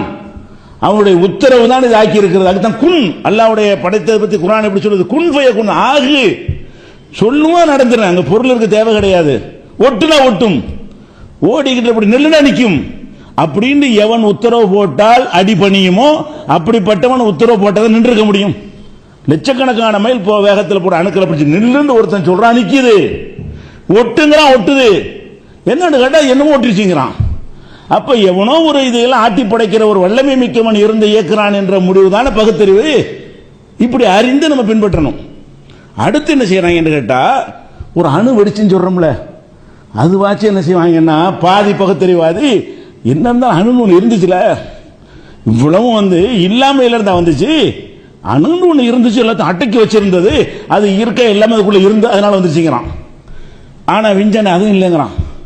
அவன் என்ன செய்யறான், இந்த அணு ஒன்று வெடிச்சுன்றோம்ல அதுதான் ஃபர்ஸ்ட் ஆண்டு கேட்டா இல்ல, அணுங்கிறதுக்கு முன்னாடி ஜீரோ சைஸுங்கிறான். இந்த பேரண்டத்தினுடைய சைஸ் என்னடான்னு கேட்டா ஜீரோ சைஸுங்கிறான். அப்படின்னா ஒண்ணும் இல்லைங்கிறான். ஒண்ணும் இல்லாம இருந்து அணு வெடிச்சான். அப்ப அணுவும் இருக்கல. அட இல்லாமையிலிருந்து வந்த பிறகு கூட ஏன்டா மறுக்கிறீங்க கடவுளை? ஒரு பொருள் சின்ன பொருள் இருந்து வந்துச்சுன்னு சொன்ன பொண்ணு அட்டைக்கு இருந்துச்சு, அழுத்தி இருந்துச்சுன்னு சொல்றேன், சரி தோஞ்சிட்டு போ. அதுவாவது உண்மையாண்டு கேட்டா இல்ல, இன்னும் கொஞ்சம் மேல போய் என்ன சொல்றான்னு கேட்டா அந்த அணு வெடித்தது உண்மை, அந்த அணுவும் அதுக்கு முந்தி இருக்கவில்லைங்கிறான். அந்த அணுவும் என்ன செய்யல, அதுக்கு முந்தி இருக்கவில்லை. அப்ப அணுவும் இல்லை. எந்த அணு வெடிச்சுங்கிறியோ அந்த அணுவுக்குள்ள இந்த சக்தி இல்ல. இப்ப அந்த ஹாக்கின் போன்ற பெரிய அறிஞர் விஞ்ஞானிகள் என்ன செய்யறாங்க, அவன் சொல்லத்தான் இன்னைக்கு வேத வாக்கம் எடுத்துட்டு இருக்கிறாங்க. அவனே என்ன சொல்றான், ஜீரோ சைஸ்ங்கிறான். அணுக்கு அணு வெடிச்சு அதுக்கு முந்தி என்ன, அது என்னப்பா சைஸ், ஜீரோ சைஸ், ஒண்ணுமே இல்ல. அப்ப அணுவும் இல்ல, அப்ப ஒண்ணுமில்லாம எப்படி வரும்? ஆற்றலினால் வருங்கிறான். அதுக்கு என்ன பதில் சொல்றான், ஆற்றலினால் அணுக்கள் உண்டாகும், அளப்பெரிய ஆற்றல் இருக்கும்போது வெப்பம் உண்டாகும் போது உண்டாகும்ங்கிறான். இப்படி ஒரு பதில சொல்லி விட்டுறாங்க. ஆக இல்ல, இந்த பூமி சூரியன் எதுவுமே ஒன்றும் இல்லாமல் இருந்து உண்டானுச்சு என்று சொன்னால் விஞ்ஞானப்படி சாதாரண பாமரனுடைய பகுத்தறிவு பிரகாரம் ஒண்ணும் இல்லாம எப்படி வரும்? ஏதாவது ஒண்ணுல இருந்து ஒண்ணு வந்துச்சுன்னு சொன்னா சரி தெரியுது, புரியுது நமக்கு. ஒண்ணுமே இருக்கல, ஒன்றும் இல்லாததில் இருந்துதான் அந்த அணுவே வந்தது. அணு வெடிச்சதில் இறைவன் இருக்கிறான்னு தெரிகிறது. அணு வெடித்து செதறி ஓடிக்கொண்டிருந்த நிப்பாட்டியதில் இறைவன் இருக்கான்னு தெரிகிறது. நிப்பாட்டின அப்படி சேர்த்ததில் இறைவன் இருக்கான்னு தெரியுது. சேர்த்த பிறகு ஓட்ட நிக்கல, ஓடிட்டு இருக்குது. அந்த அணுக்களுடைய வேலை ஓடிக்கொண்டே இருக்கு பாரு, அங்க இறைவன் இருக்கிறான்னு தெரியுது. ஒரு அணு வெடித்து கோடான கோடான தனிமங்கள் பொருள்களாக உற்பத்தி ஆயிருக்கிறத அங்க இருக்கிறான் என்று தெரிகிறது. இப்ப என்ன சொல்றான்னு கேட்டா அணுவுமே இருக்கலங்கிறான். அணுதான் வெடிச்சிச்சு, அந்த அணுவும் திடீர்னு தான் உண்டானுச்சுங்கிறான். திடீர்னு எப்படி உண்டாகும்? திடீர்னு எப்படி உண்டாகும்? அப்ப இது ஏதோ ஒரு பயங்கரமான ஒரு ஆற்றல் உள்ள ஒருத்தன் செய்யறான், நினைச்சதெல்லாம் செய்யக்கூடிய ஒருத்தனால் தான் இது முடியும், அவன் தான் இறைவன் அப்படிங்கிறது இந்த விஞ்ஞானிகள் பார்வையில் பார்த்தால் கண்டிப்பாக உறுதியாகும். இந்த அறிவியலை நீங்க நன்றா படித்தவர்கள் இருந்தீர்களே, ஆனால் உள்நோக்கி ஆழமாக படித்தோம்னு சொன்னா கடவுள் நம்பிக்கை அறிந்து பின்பற்றுங்கிறான். அல்லாஹ் ஃபஅலம் அன்னஹு லா இலாஹ இல்லல்லாஹ்னு சொல்றான்ல, அது எப்போ வரும்னு கேட்டா இப்படி நாம சொல்ல பாமரத்தனமாக சொல்வதை நீங்கள் நம்பும் போது ஏற்படுவதை விட உள்ள நுழைஞ்சு என்ன சொல்றான்னு பாத்தீங்கன்னு சொன்னா வியப்பின் உச்சிக்கு போயிருவீங்க. கடவுள் இல்லாம அது ஒன்றும் நடக்கவே இல்லை. அவன் எப்படிப்பட்ட சர்வசக்தன், என்ன வேணாலும் செய்வான். அப்படியான ஒரு சர்வசக்தன் என்கிற நம்பிக்கை சேர்த்து பிறக்கும், இருக்கிறான்னு மட்டும் பிறக்காது. அவன் எப்படிப்பட்ட ஒரு ஆளா இருக்கிறான், அவன் சொன்னோன்னு நடக்குத, எப்படிப்பட்ட ஒரு ஆளா இருப்பாங்கிறது வரைக்கும் சேர்த்து உங்களுக்கு விளங்கும் என்று பார்க்கிறோம். இப்போ என்ன செய்யறாங்க, என்ன அதுக்கு இந்த கடவுள் மறுப்பாளர்லாம் ஒரு ரெடிமேடா ஒரு பதில் வச்சிருப்பாங்க. சரி கடவுள் இருக்கிறாரு, அப்ப கடவுளை படிச்சது யார்? எப்படி இதுல இருந்து அது எப்படி போயிட்டு இருக்கிறோம்ல, கடைசி ஒரு இடைக்கு வந்தோம்னா சரி இறைவன் படைத்தான்.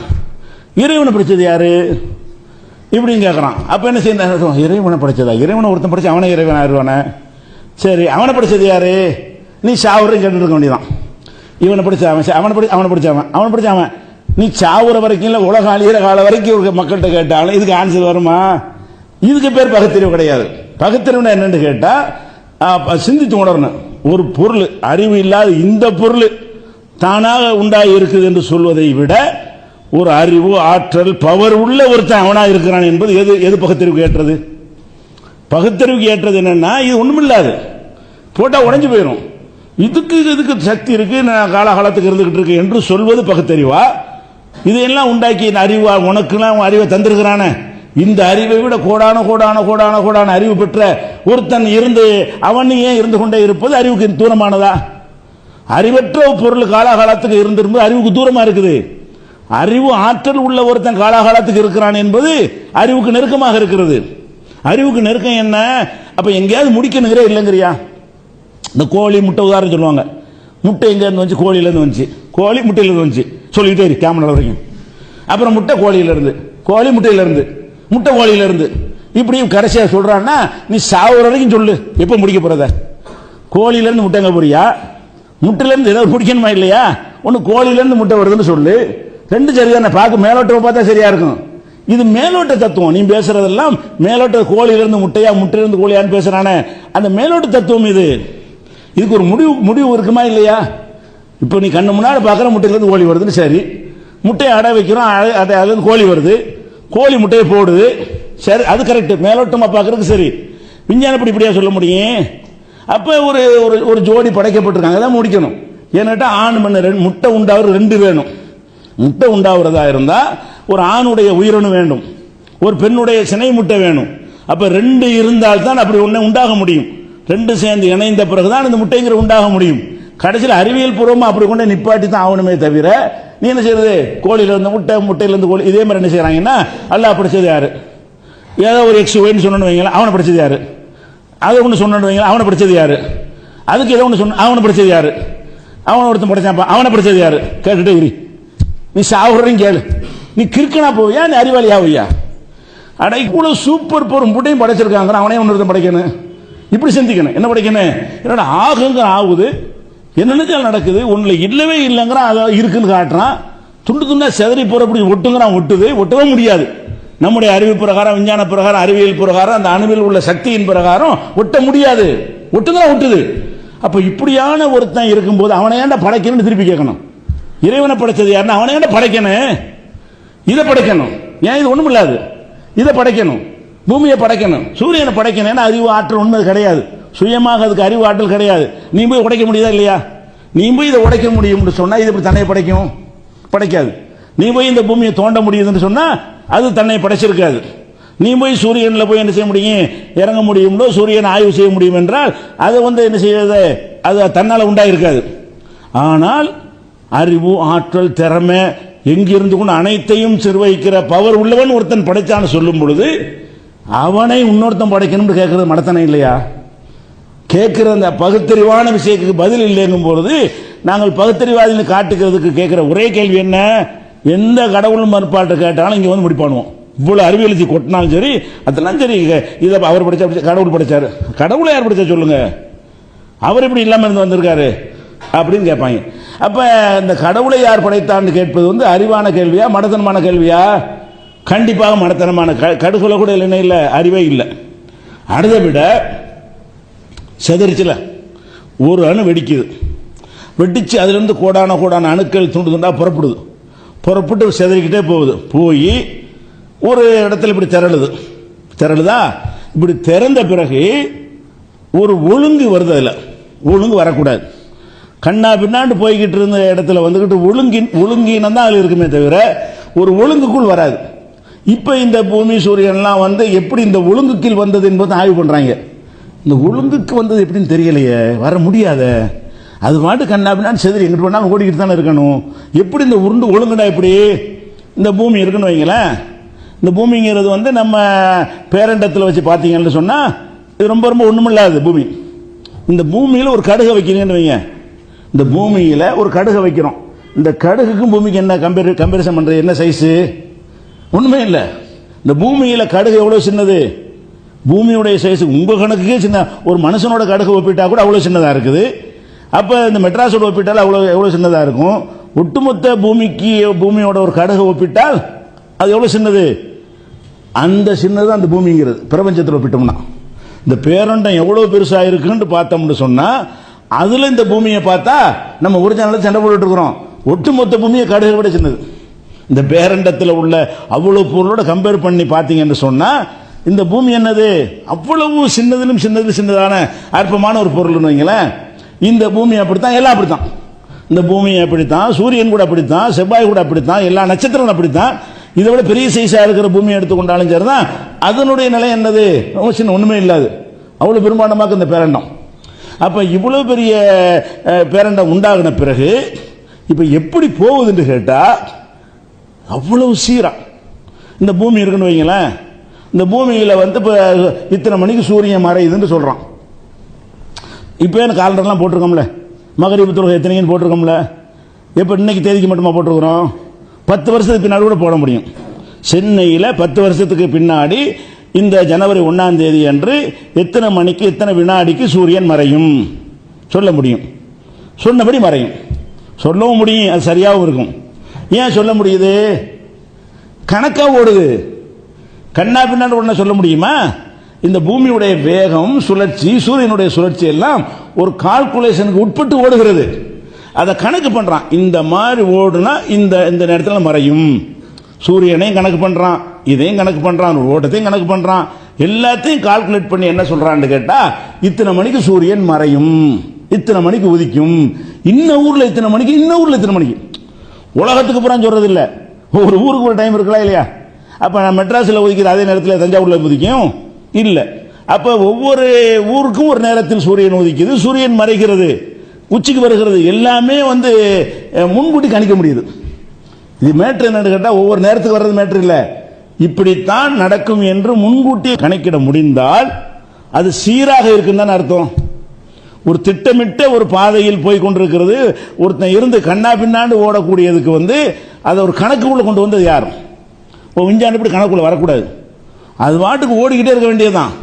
அங்கேயும் ஓடியது விஞ்ஞானம், ஓடிக்கிட்டு பிடிச்சி நிப்பாட்டினது உடையுது, சேர்த்ததுல உடையுது. சேர்த்த பிறகு கண்ணா பின்னாண்டு இருக்கான்னு கேட்டா இருக்க மாட்டேங்குது. அதனுடைய ஈர்ப்பு சக்தி வரைக்கும் லிமிட் பண்ணப்பட்டிருக்குது. பூமிக்கு ஈர்ப்பு சக்தி இருக்குல்ல, இது ஏன் சந்திரன் பிடிச்சி இழுக்க மாட்டேங்குது? அதுல ஈர்ப்பு சக்தி இருக்கா இல்லையா? இது அதை இழுக்க மாட்டேங்குது, அது இதை இழுக்க மாட்டேங்குது. சூரியன் கூட பூமி பிடிச்சி இழுக்க மாட்டேங்குது, அவ்வளவு பவர் உள்ளதுதான். அது கிட்ட போனா இழுக்க மாட்டேங்க. அப்ப இதனுடைய ஈர்ப்பு சக்தி ஒரு அளவு கொடுத்து, அதுக்கு ஒரு ஈர்ப்பு சக்தி அளவை கொடுத்து, அதை தாண்டிராம ஈர்ப்பு சக்தியில முன்ன பின்ன போச்சுன்னு வைங்க. அப்படி சூரியனை சந்திரனை கொஞ்சம் இழுத்துருச்சுன்னு சொன்னா அப்ப என்ன ஆயிரும், இந்த சந்திரன் கிட்ட ஓடியாந்துரும், ரெண்டு முட்டி மோதி கூட சிதறி போயிடும். அப்ப எல்லாமே ஒரு கணக்கிலேயே கால்குலேஷன் பண்ணி ஒரு தேர்ந்த ஒரு விஞ்ஞானி, ஒரு மனிதன் இருந்து கண்டு பொருளை தயாரிப்பான்ல, அதை விட பன்மடங்கு சிஸ்டமேட்டிக்காக இயங்கப்பட்டு பார்க்கிறோம். சூரிய கிரகணம் வரதை சொல்றான், எப்போது வரும் சூரிய கிரகணம், அது எப்போ வருதுங்கிற சொல்றானா இல்லையா? இப்ப இந்த ஆண்டில் சூரிய கிரகணம் வரக்கூடிய நாட்கள் பாருங்க, நெட்ல தேடி எல்லாம் போடுவான். அந்த சூரிய கிரகணம், சூரியன் பகல்ல சூரியன் மறையுது. சூரிய கிரகணம் எடுத்து பகலா இருக்கும், சந்திரன் போய் குறுக்க வந்து மறைச்சிடும், சூரிய ஒளி பூமிக்கு படாமல் மறைத்து விடும்.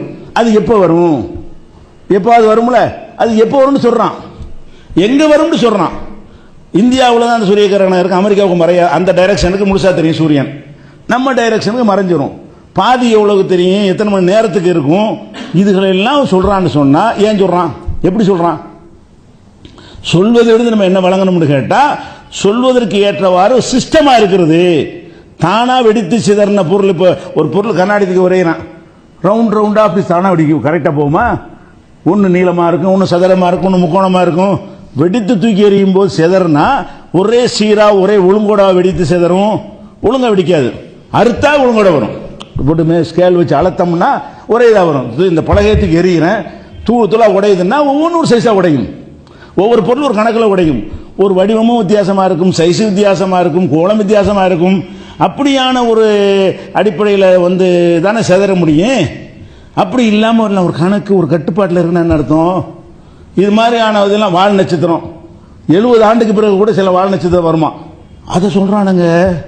இந்த வால் நட்சத்திரம், இன்னைக்கு வந்த வால் நட்சத்திரத்தை நீங்கள் பார்ப்பதாக இருந்தால் 70 வருஷத்துக்கு பார்க்க முடியும். நீங்கள் ஒரு 10 வயசு ஆளாக இருந்து 80 வயசு இருந்தால் நீங்கள் பார்க்கலாம், இல்லாட்டி உங்கள் மகன் தான் பார்க்க முடியும். அப்படி ஒரு வால் நட்சத்திரத்தை சொல்கிறேன். இந்த வால் நட்சத்திரத்தை 70 ஆண்டுகளுக்கு முறை இந்த டைரக்ஷனில் இந்த ஊருக்கு நேரம் வரும், அவங்க பார்க்க முடியுங்கிறான். அது மாதிரி வருது. அப்போ 70 ஆண்டுக்கு வால் நட்சத்திரத்துடைய கணக்கு 70 வருஷத்துக்கு ஒருக்கா வர்றது கூட கணக்காக வருதுங்கிறேன். 70 வருஷத்துக்கு ஒருக்காகத்தான் நம்ம பூமிக்கு அது தெரியும் என்று இருந்தால், அடுத்த 70 ஆண்டுக்கு பிறகு கரெக்டாக வந்து நிற்குதுன்னு சொன்னால், 70 ஆண்டுகளில் வந்து ஆண்டு கணக்கு மட்டும் இல்லை, 70 ஆண்டுல இந்த மணியில, இந்த வினாடியில, இந்த டைரக்ஷன்ல இந்த ஊருக்கு நேரம் தெரியும். எப்படி சொல்ல முடியுது? அப்ப இறைவன் இல்லாம ஒண்ணும் இல்லை. கடவுள் அப்படி சூப்பர் பவர் இல்லைன்னா அவ்வளவு பொய், நம்ம கிறுக்கன்னு அர்த்தம், முட்டாள் அர்த்தம். அதுவா இருக்குன்னு சொன்னான். அப்ப எல்லா விதமான அறிவியல் கண்டுபிடிப்புகளுமே கடவுள் இருக்கிறான் என்பதை தான் நிரூபித்துக் கொண்டிருக்கே தவிர இல்லைங்கிறதுக்கு ஒரு போர்வையை பொருத்தி கொண்டுகிறார்கள். இன்னும் இறைவன் இருக்கிறான் என்பதற்கு ஏராளமான சான்றுகள் இருக்கின்றன. அதையும் பார்த்துவிட்டு மார்க்கத்தில் நம்ம எப்படியெல்லாம் இறைவன் அல்லாஹ்வை நம்பணும் என்பதை பார்ப்போம். இஸ்லாமிய கொள்கை விளக்கம் என்ற இந்த தொடர் உரையில் இறைவன் இருக்கிறான் என்று நம்புவது முதலாவது கொள்கை.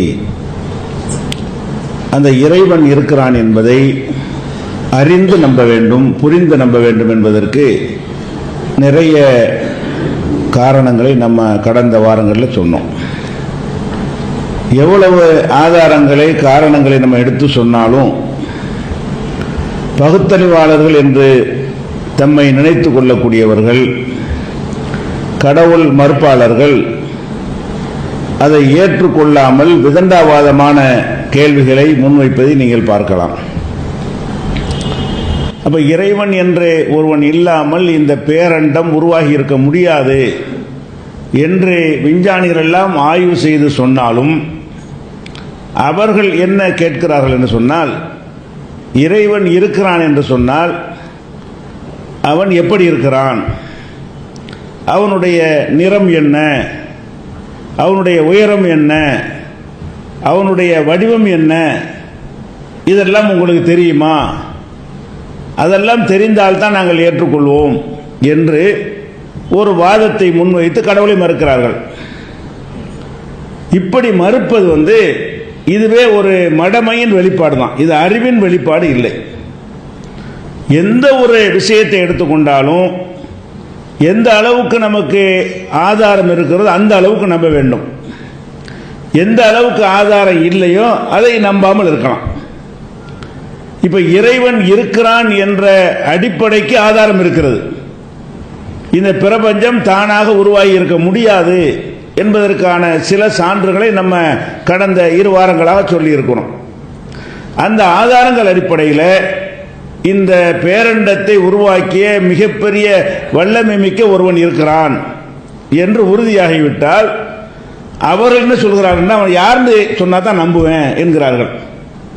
அப்படி ஒருவன் இருக்கிறான் நீங்கள் நம்புங்கள், அவனுடைய நிறத்தை நீங்கள் நம்ப வேண்டாம், அது அறிவில் உங்களுக்கு தெரியவில்லை.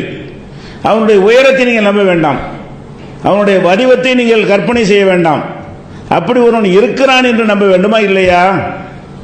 இந்த பேசிக்கொண்டிருக்கிற இந்த மைக் இருக்கிறது, இது தானாக உருவாகவில்லை, ஒருவன் படைத்திருக்கிறான் அப்படின்னு நம்ம அறிவே சொல்லுகிறது. படைக்கும் போது பார்க்காவிட்டாலும், இது யாராவது படைக்கும் போது நம்ம பார்த்தோமா? இல்லை. யாரும் படைக்கும் போது நம்ம பார்க்காவிட்டாலும், படைத்தவன் யார் என்று தெரியாவிட்டாலும் இதை ஒருவன் படைத்திருக்கிறான் என்று நம்புகிறோம். படைச்சவனை கொண்டாந்து நிப்பாட்டு, அவன் கருப்பா சிவப்பா, அவனுடைய வடிவம் எப்படி இருக்கும், அதெல்லாம் தெரிஞ்சாதான் இதை படைச்சதை நம்புவேன் அப்படி சொல்வது பகுத்தறிவா?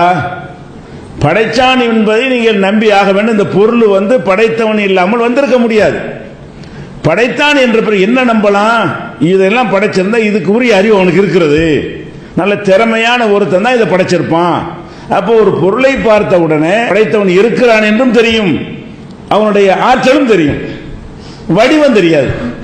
அது படைச்சவன் என்ன மாதிரி இருப்பான், என்ன மாதிரி வேணாலும் இருக்கலாம், அவன் என்ன மாதிரி இருக்கான்னு நமக்கு தெரியாவிட்டாலும் இது படைக்கலாண்டு ஆகுமா? அப்ப சில உண்மைகள் தெரிந்து சில உண்மைகள் தெரியாம இருந்தா தெரிஞ்ச அளவுக்கு நம்பணும். இருக்கிறான்னு நீங்க நம்பிருங்க. அவன் எப்படி இருக்கிறாங்கிறத பத்தி உங்களுக்கு அறிவுல ஆய்வுல கிடைக்கலையா, உங்களுக்கு நம்ப தேவையில்லை. இதுல என்ன செய்கிறார்கள், இந்த விஞ்ஞான அறிவை கொண்டு கடவுள் இருக்கிறான் என்று சில பேர் நம்புகிறார்கள். அவங்களும் எல்லை மீறுகிறார்கள். இதை கொண்டு இறைவன் இல்லை என்பதற்கு விதண்டாவாதத்தை எழுப்புகிறார்கள். அவங்களும் எல்லை மீறுகிறார்கள். எப்படி? இந்த மாதிரியான அறிவியலை எல்லாம் பார்த்துவிட்டு கண்டிப்பாக இறைவன் இருக்கிறான் அப்படி சொல்லக்கூடிய பல விஞ்ஞானிகள் இதான் இறைவன்கிறார்கள். அது இப்படி ஒரு இறைவன் இருக்கிறான் கண்டிப்பாக இருக்க வேண்டும் என்று சொல்லிவிட்டு இந்த மண்ணு தான் கடவுள், இந்த பொம்மை தான் ஒரு கடவுள், இந்த சிலை தான் கடவுளுங்கிறான். அடே, கடவுள் இருக்கிறான் என்பதற்கு தான் விஞ்ஞானத்தில் ஆதாரம் இருக்கே தவிர இது கடவுள் என்று நீங்கள் காட்டுகிறீர்களே அது கடவுளா? நம்மை விட அற்பத்திலும் அற்பமாக இருக்கக்கூடியதை எல்லாம் கடவுள் என்று நம்பி ஒரு பக்கம் அந்த பகுத்தறிவை என்ன செய்யறாங்க, அடகு வைக்கிறார்கள். இன்னொரு பக்கம் கடவுள் இருக்கிறான் என்று தெரிந்து கொண்டு அவன் யார் என்று தெரியாத காரணத்தினால், அவனுடைய வடிவம் தோற்றம் அதெல்லாம் தெரியாத காரணத்தினால் அப்படி ஒருத்தன் இல்லை என்று சொல்கிறார்கள். அப்ப அறிவை பயன்படுத்துகிற முறையில் இவர்கள் தவறு செய்கிறார்கள். முதல் விஷயம் என்ன? நம்ம எப்படிதான் சிந்தித்து பார்த்தாலும் கடவுள் என்ற ஒருத்தன் இல்லாமல் இது உருவாகி இருக்க முடியாது என்று விஞ்ஞானிகள் ஒத்துக்கொள்கிறார்கள். அப்படி ஒருத்தன் இருக்கான்னு நீங்க நம்பிதான் அவன் நம்புறதுக்கு பேர் தான் அறிவு. அவன் யார் என்று தெரியாவிட்டாலும் நீங்க நம்பித்தான் ஆகணும். அவன் என்ன மாதிரி இருப்பான் என்று தெரியாவிட்டாலும் அவனுடைய வடிவம் கோலம் தெரியாவிட்டாலும் நம்பித்தான் ஆக வேண்டும். இப்படித்தான் எல்லாத்தையும் நம்புகிறோம். ஒரு விஷயத்தில் ஒரு போன் இருக்கிறது, அது என்னென்னலாம் செய்யும் என்பதை நீங்க பார்க்குறீங்க, அதை நம்பிடுறீங்க. அது எதனால் எப்படி செய்யுதுன்னு உங்களுக்கு தெரியாது, இல்லைன்னு சொல்லிட முடியுமா? அதெல்லாம் கண்டுபிடிச்சவனுக்கு தெரியும். ஒரு போனை பயன்படுத்தக்கூடியவனுக்கு அதில் என்னென்னலாம் வசதிகள் இருக்கு, அந்த வசதிகள் அவனுக்கு தெரிகிறது. எதனால் இந்த வசதி கிடைக்கிறது, அது எப்படி அது வருகிறது என்று சொன்னால் அது படித்தவனுக்கு தெரியும், சாதாரண மக்களுக்கு தெரியாது. இது எப்படி இது படம் காட்டுகிறது, எப்படி இதில் சத்தம் வருகிறது, முளைக்க போட்டால் முளைக்கும், இப்படி நம்பிட வேண்டும். அது எப்படி முளைக்குது? தானியத்தானே போட்டேன், இந்த பச்சை கலர் எப்படி அதில் வந்துச்சு, இந்த சிவப்பு கலர் எப்படி வந்துச்சு, இந்த இனிப்பு எப்படி வந்துச்சு அப்படின்னு எனக்கு தெரியல, அதனால இந்த பூமிக்கு அந்த சக்தி இல்லைன்னு சொல்லுவீங்களா? அது தெரியாவிட்டாலும் இருக்குதா இல்லையா? நீங்க போடுறீங்க, ஒரு மாங்கொட்டையை புதைக்கிறீங்க, அது வளர்ந்து மாமரமாகிறது, அவ்வளவு இலைகளும் பச்சை பச்சைன்னு வருகிறது, அது எப்படி வருதுன்னு தெரியல, ஆனா இருக்குதா இல்லையா? அதுல பழங்கள் உற்பத்தி ஆகிறது, அது சாப்பிடுகிறோம், இனிப்பாக இருக்கிறது, ஆனால் அது இல்லைன்னு சொல்லிட முடியுமா?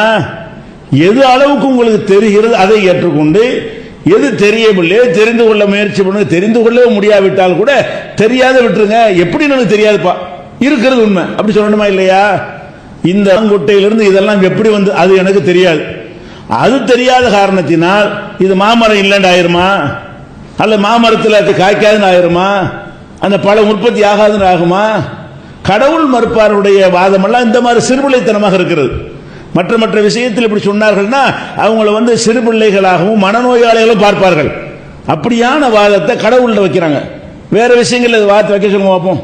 வேற எந்த ஒரு விஷயத்திலாவது இப்படி ஒரு வாதத்தை அவர்கள் வைப்பார்களே ஆனால், முழுசும் தெரியாதனால் முழுசை மறுத்து விடுவேன் அப்படின்னு சொல்வார்களே ஆனால் அவர்களை மனநோயாளிகளாக உலகம் பார்க்கும். அப்ப கடவுள் பிரச்சனை வரும்போது மாத்திரம்தான் இவங்க என்ன செய்யறாங்க, இந்த மாதிரி அதெல்லாம் கிடையாது, அறிவு கொண்டா எல்லாத்தையும் காட்டு, எல்லாத்தையும் கொண்டு வந்து காட்டு, உயரம் கலரு எல்லாம் எப்படி இருப்பான்னு கொண்டாந்து கண்ணு முன்னாடி நிப்பாட்டு, அதுக்கு பிறகுதான் நான் இறைவனை நம்புவேன் அப்படின்னு சொல்லுவதுதான் இது கடவுள் மறுப்பாளர் இருக்கிற ஒரே ஆதாரம். அறிவின் மீது ரொம்ப அளவு கடந்த ஒரு நம்பிக்கை வச்சிருக்கிறான். நம்ம அறிவை கொண்டு கண்டுபிடிக்க முடியாத ஒன்று கிடையாது அப்படிங்கிற மாதிரியான ஒரு நம்பிக்கை வந்து இந்த கடவுள் மறுப்பாளர்கள்ட்ட ஜாஸ்தியாக இருக்கிறது. ஆனா சிந்தித்து பார்த்தோம்னு சொன்னா இந்த அறிவுங்கிறதும் பலவீனமானதான். நினைச்சாலும் உங்களுக்கு செய்ய முடியுமா? எது செய்ய முடியும் அது செய்ய முடியும். இந்த பில்டிங் எப்படி ஒரு குத்து விட்டு கீழே தள்ள முடியுமா உங்களால? முடியாது. அப்ப நினைச்சதையெல்லாம் உங்களுக்கு செய்ய முடியாது, யாருக்கும் செய்ய முடியாது. அந்த மாதிரியான ஒரு பலவீனனாக மனிதன் படைக்கப்பட்டிருக்கிறான். சில விஷயங்கள் அவனுக்கு அல்லாஹ் கொடுத்திருக்கிற அவங்க வாதப்படி இயற்கையில் இருக்கக்கூடிய அந்த காரியங்களை செய்ய முடியும், எல்லாத்தையும் செய்ய முடியாது. எப்படி இந்த மனிதன் பலவீனமாக இருக்கிறானோ மற்ற எல்லா பொருள்களுமே பலவீனமாக இருக்கிறதோ அதே போலத்தான் அறிவும் பலவீனமானது. அதை வழங்கிக் கொள்ள வேண்டும். நம்மள்ட்ட இருக்கிற அறிவுங்கிறது அதுக்கு நிகரான எதுவுமே இல்லை அப்படிங்கிற ஒரு ஈர்மாப்பில் இருந்து கொண்டுதான் இந்த வாதங்களை வைக்கிறார்கள். எப்படியெல்லாம் பலவீனம் நீங்கள் பார்க்கிறீங்க. உலகத்தில் ஏராளமான விஷயங்கள்ல கருத்து வேறுபாடு இருக்கிறது, இருக்கா இல்லையா? இருக்கிறது. இந்த கருத்து வேறுபாடுகள்லாம் யார்கிட்ட இருக்குங்கிறீங்க? படிக்காதவர்கள்ட்ட இல்ல, மூடர்கள்ட்ட இல்ல, உண்மை அப்பாவிகள்ட்ட இல்ல, கிராமத்தார்கள்ட்ட இல்ல. இந்த கருத்து வேறுபாடுகள் எல்லாம் யார்கிட்ட இருக்குன்னு கேட்டா அறிவாளிகிட்ட இருக்கிறது. அறிவாளி தானே கருத்தை பத்தி பேசுவான். ஒரு காலையில் வாங்கி ஒரு காலையில் விட்டு போயிடுவான் சாதாரண மக்கள் எல்லாம். அறிவாளிகள் என்ன செய்யறான்? இந்த தத்துவம் தான் சரிங்கிறான் ஒருத்தன். அவன் யாரு? அறிவாளி. இந்த தத்துவம் சரியில்லை, அந்த தத்துவம் சரிங்கிறான். அவன் யாரு? அவன் படிச்சவன். அப்ப அறிவாளிகள் என்ன செய்யறான்னா, ஒரு சித்தாந்தம் சரிங்கிறான் ஒரு பாதி பேர், இன்னொரு சித்தாந்தம் சரிங்கிறான் இன்னொரு பாதி பேர். இவன் அவனை தவறுங்கிறான், அவன் இவனை தவறுங்கிறான். அப்ப ரெண்டு பேரும் அறிவாளி தானே? ரெண்டு உண்மையா இருக்குமா? எது ஒண்ணுதான் உண்மை. பாதி பேர் தப்பு செய்றீங்கல்ல, பாதி பேருடைய அறிவு எது உண்மைன்னு வச்சுக்கிருவோம். இது சரிங்கிறான் ஒருத்தன், கம்யூனிசம் சரிங்கிறான் ஒருத்தன், ஒருத்தன் நவீன பொருளாதாரம் தான் சரிங்கிறான் ஒருத்தன். அவனும் படிச்சவன் பண்டிட்டு, இவனும் படிச்சவன் பண்டிட்டு, இவன் அறிவாளி அவன் அறிவாளி, இவன் அதுக்குரிய வாதங்களை வைக்கிறான், அவன் வாதங்களை வைக்கிறான். இவன் இதுலயே நிக்கிறான், அவன் அதுலயே நிக்கிறான். இவன் இதுதான் சரிங்களே நிக்கிறான், அவன் அதுதான் சரி நிக்கிறான். அட ரெண்டு சரியா இருக்குமா? முரண்பட்ட இரண்டு ஒரு காலத்தும் சரியா இருக்காது. அப்ப இரண்டுல ஏதோ ஒன்று சரி, அதை ஏதோ ஒன்று சரி என்பதை அனைத்து அறிவார்களும் கூடி ஒத்த கருத்து வர முடிஞ்சுச்சா? எங்கேயோ ஒரு குழப்பது. மனிதனுக்கு சரியாக புரிந்து கொள்ள முடியாத அளவுக்கு ஒரு பலவீனம் இருக்குதா இல்லையா? அப்ப எங்க அறிவை கொண்டு நாங்கள் எடுக்கிற எல்லா முடிவும் சரியா இருக்கும்னா, அறிவாளிகள் அத்தனை பேர் ஒரு முடிவுக்கு வந்தது கிடையாது. இது ஒரு விஷயம் ரெண்டு விஷயத்திலையா? நூற்றுக்கணக்கான விஷயங்கள்ல அறிவாளிகள்கிட்ட ஒத்த கருத்து இல்ல. ஒரு உயர் நீதிமன்றத்தில், உச்ச நீதிமன்றங்கள்ல உலகம் பூரா நீதிபதிகளாக உட்கார்ந்து இருக்கிறார்கள். இவங்கெல்லாம் யாரு? சட்டம் படித்தவர்கள், கரைத்து குடித்தவர்கள், அதுல பிராக்டிஸ் பண்ணியவர்கள், பல வழக்குகளை நடத்தியவர்கள், பல அனுபவங்களை பெற்றவர்கள். இப்படி எல்லாம் பெற்றவர்கள் உட்கார்ந்து என்ன செய்யறாங்க? நீதிபதியா இருக்கிறாங்க. குற்றவாளி அவனே தான், புஸ்தகம் அதே புஸ்தகம் தான், சட்ட புஸ்தகம். ஒருத்தன் இவனை குற்றவாளியும் ஒருத்தன் இல்லைங்கிறான். ஒரு கோர்ட்ல இவன் குற்றவாளி தீர்ப்பளிச்சு போடுறான், இன்னொரு கோர்ட்டுக்கு போனவன இவன் குற்றவாளி இல்லைங்கிறான். ரெண்டுக்கு எந்த புஸ்தகம் ஆதாரம்? ஒரு புஸ்தகம் தான் ஆதாரம். ஒரு புஸ்தகத்தை ஆதாரமாக வைத்துக்கொண்டு, ஒரு சட்டத்தை அடிப்படையாக வைத்துக்கொண்டு, ஒரு நாட்டில் இருந்து கொண்டு ஒரே மாதிரியாக பிராக்டிஸ் பண்ணிவிட்டு, ஒரே மாதிரியாக சட்டத்தை பயின்று விட்டு ஒருவன் சொல்லுகிறான் அவன் குற்றவாளி என்று, இன்னொருவன் சொல்லுகிறான் நிரபராதி என்று. இப்படி சொன்ன ரெண்டு பேர் முட்டாளா? விவரம் இல்லாதவர்களா? அந்த துறையிலே ஆய்வு உள்ளவர்கள் தான், அறிவு உள்ளவர்கள் தான். ஆனால் கண்டிப்பாக இரண்டில் ஒன்றுதான் உண்மையா இருக்கு.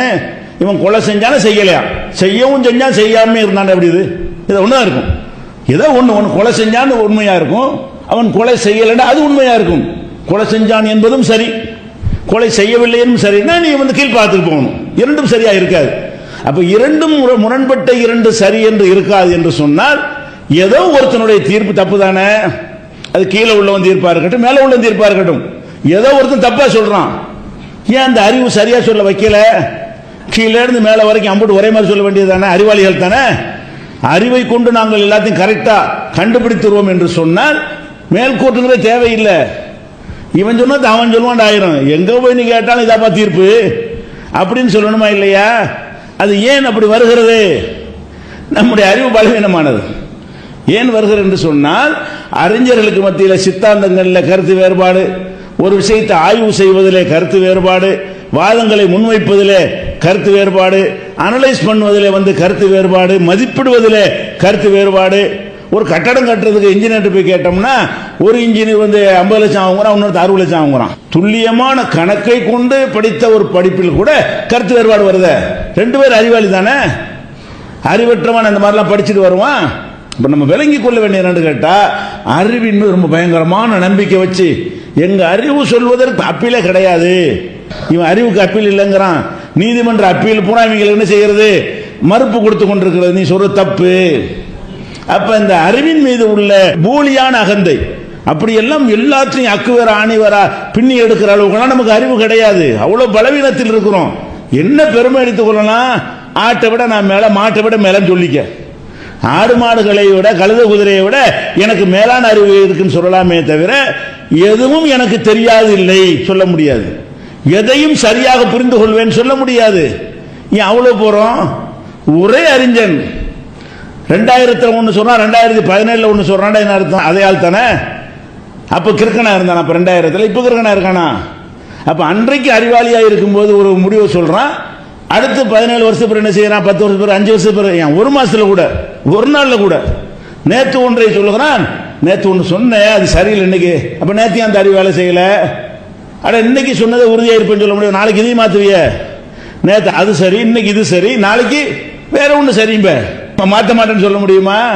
அப்ப ஒரு மனிதனை அவன் எடுத்த முடிவுலையே ஒரு நாளைக்கு அந்த சித்தாந்தம் சரிங்கிறான், இன்னொரு நாளைக்கு இன்னொரு சித்தாந்தம் சரிங்கிறான்.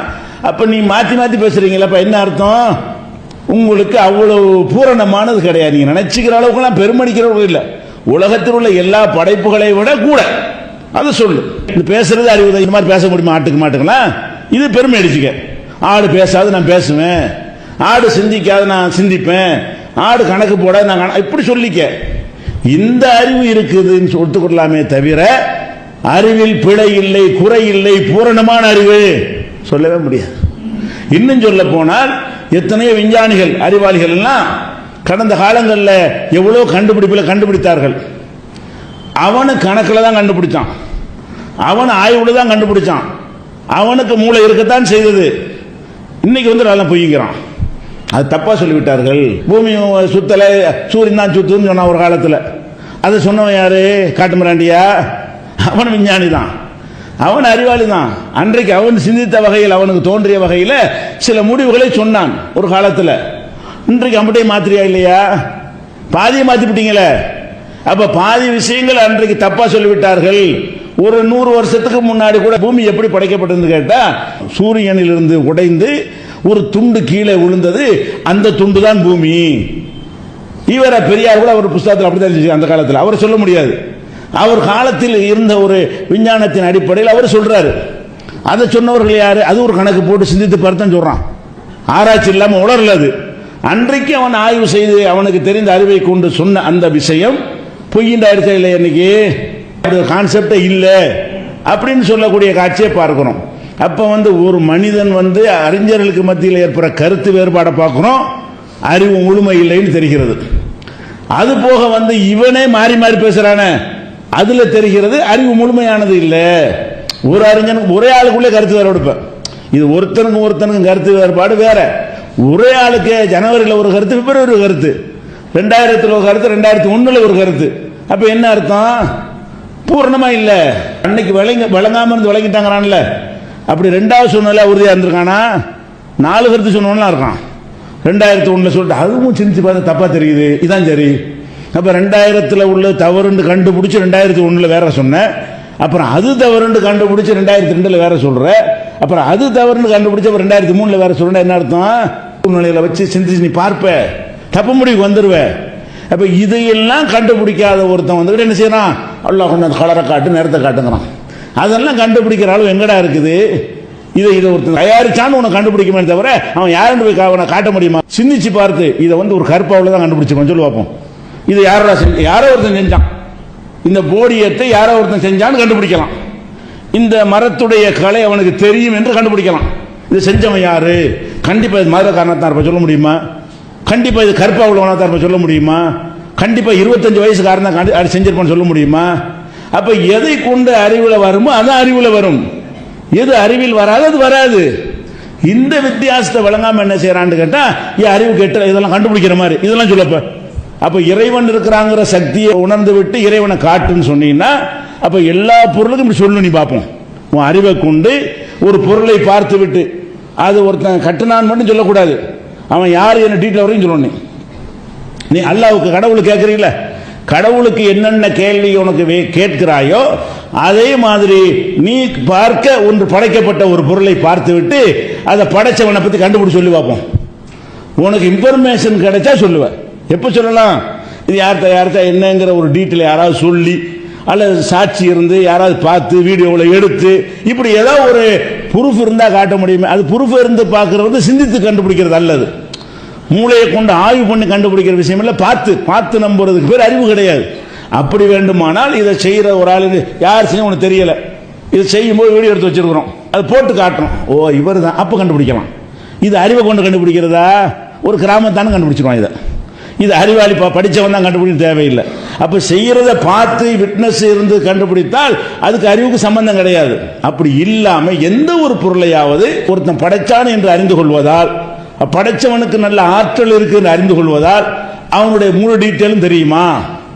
தெரியற அளவுக்கு அறிவு இருக்குதா? கடவுளை விட்டு உலகத்தில் எந்த ஒரு பொருளையாவது நான் உன்கிட்ட காட்டுவேன், அதை பார்த்துப்பட்டு பூரா டீட்டெயில் கூட சொல்லுவாப்போம்.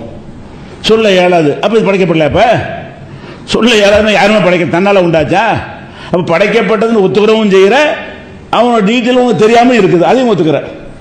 அதே மாதிரி தான் அல்லாவுக்கு, கடவுளுக்கு அப்படி முடிவு. அதான இப்ப அறிவு. உலகத்தில் அறிவை எப்படி பயன்படுத்துகிறீர்கள் அதே மாதிரி ஏன் கடவுள் விஷயத்தில் பயன்படுத்த நீங்க மறுக்கிறீங்க? சிந்திக்கிற முறையில் பிழை செய்கிறீர்கள். அதை நம்ம பார்க்கிறோம். அதனால ஒரு மனிதன் அவனுக்கு முரண்படுவதை நீங்க பார்க்கிறீங்க.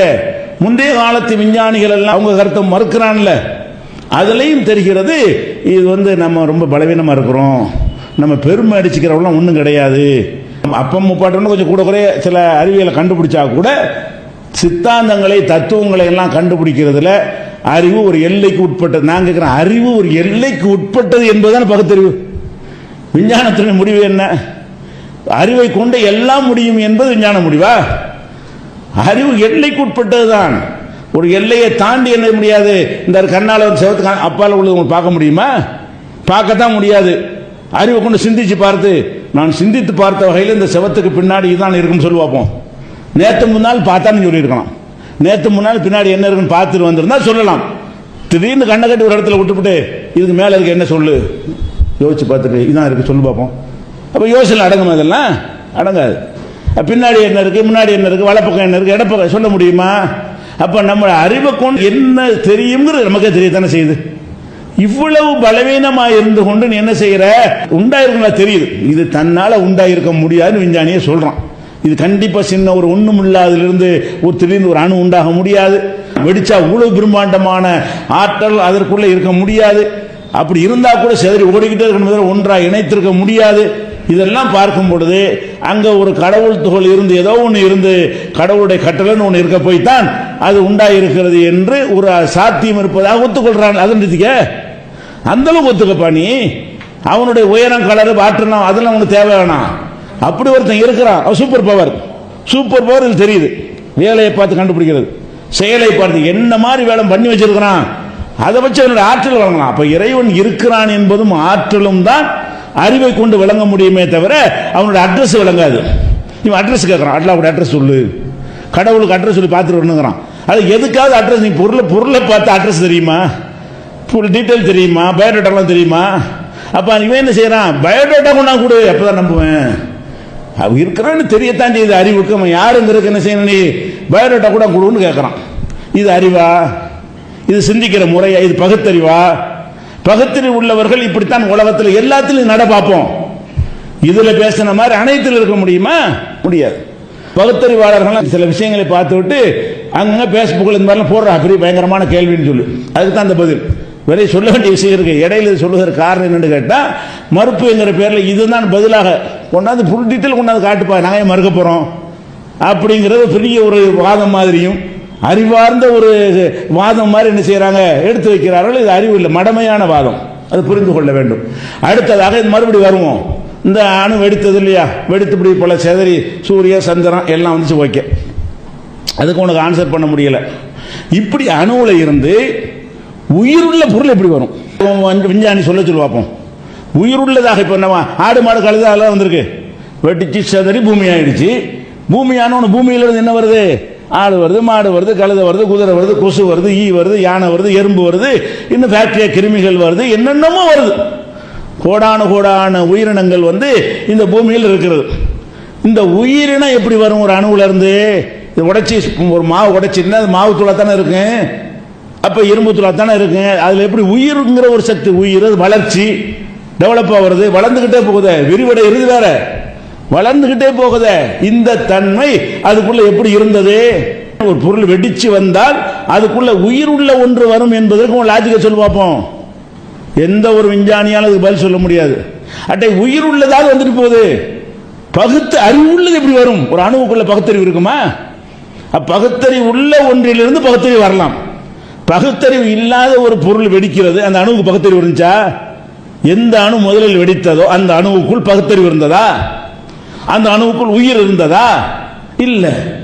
மின் சக்தியினால் ஓடுகிறது, அது ஒரு விஷயம். அறிவுங்கிறது மனுஷனுக்கு இருக்குல்ல, இந்த அறிவு என்பது எந்த அணுவின் மூலம் அது கிடைக்கும்? கிடைக்காது. அறிவு வருவதற்குரிய எந்த காரணத்தையும் எந்த விஞ்ஞானி சொல்ல முடியல. எப்படி இந்த அறிவு என்பது ஒரு மெட்டீரியல் கிடையாது. அறிவுங்கிறது ஒரு பொருள் கிடையாது தானே. இந்த அறிவு என்பது இது நல்லது, இது கெட்டது, இது பெருசு, இது சின்னது, இப்படி இவ்வளவு நாள் பேசுறமே, இந்த தன்மையெல்லாம் கொண்ட ஒரு படைப்பு மனிதன் என்கிற ஒரு படைப்பு எப்படி வந்தது? பதில் இல்லை.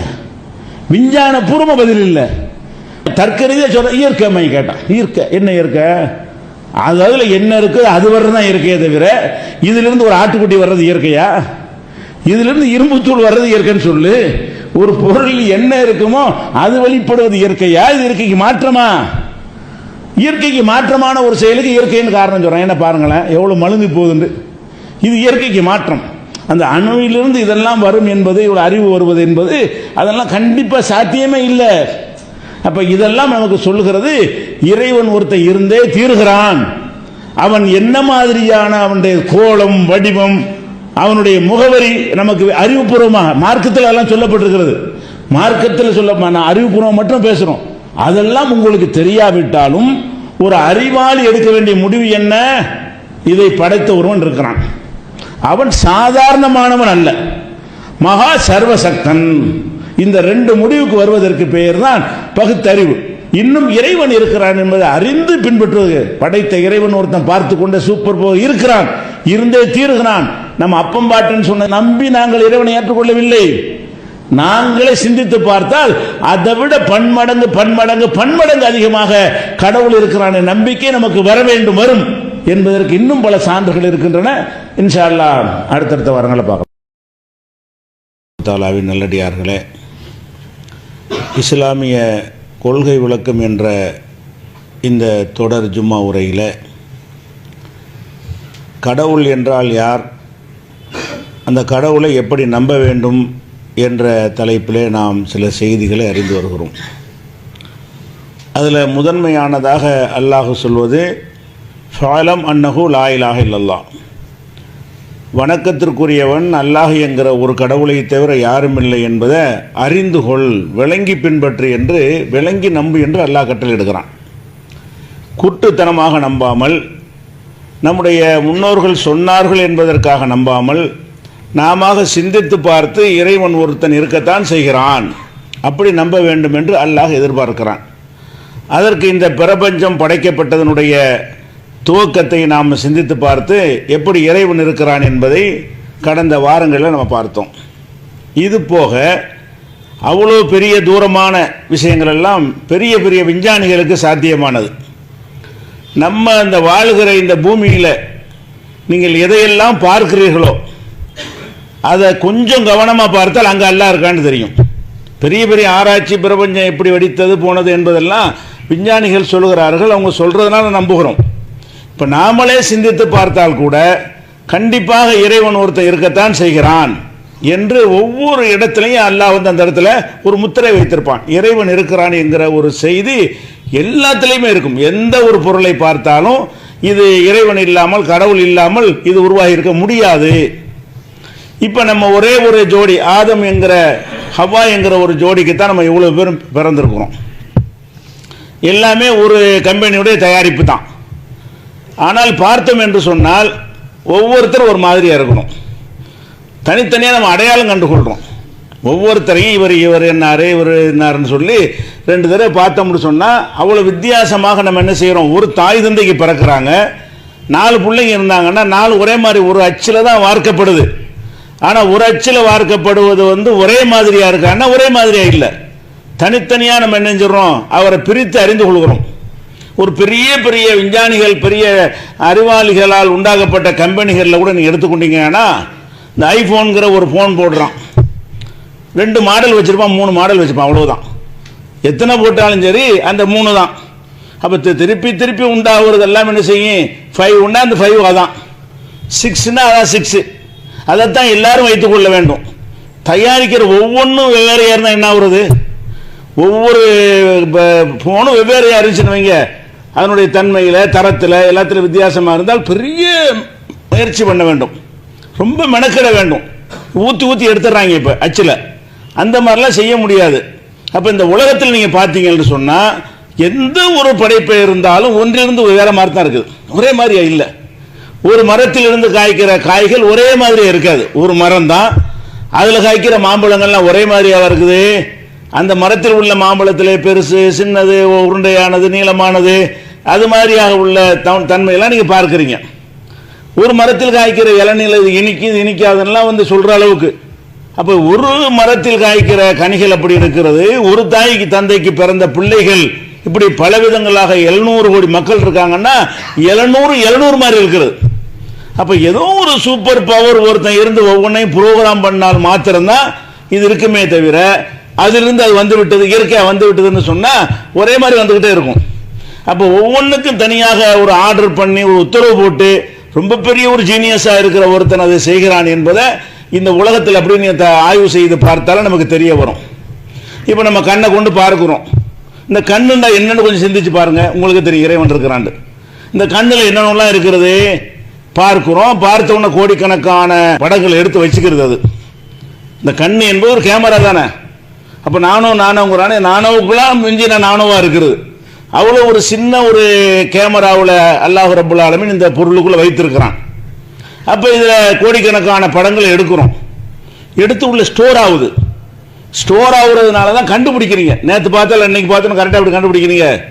நேற்று ஒருத்தரை பார்க்குறீங்க, திருப்பி இன்னைக்கு ஒருக்கா பார்க்குறீங்க, நேற்று வந்தீங்களான்னு கேட்குறீங்க. இந்த படத்தையும் அந்த படத்தையும் உள்ள அனுப்பி கம்பேர் பண்ணுது. ஏற்கனவே எடுத்த படம் அங்கே இருக்கிறது.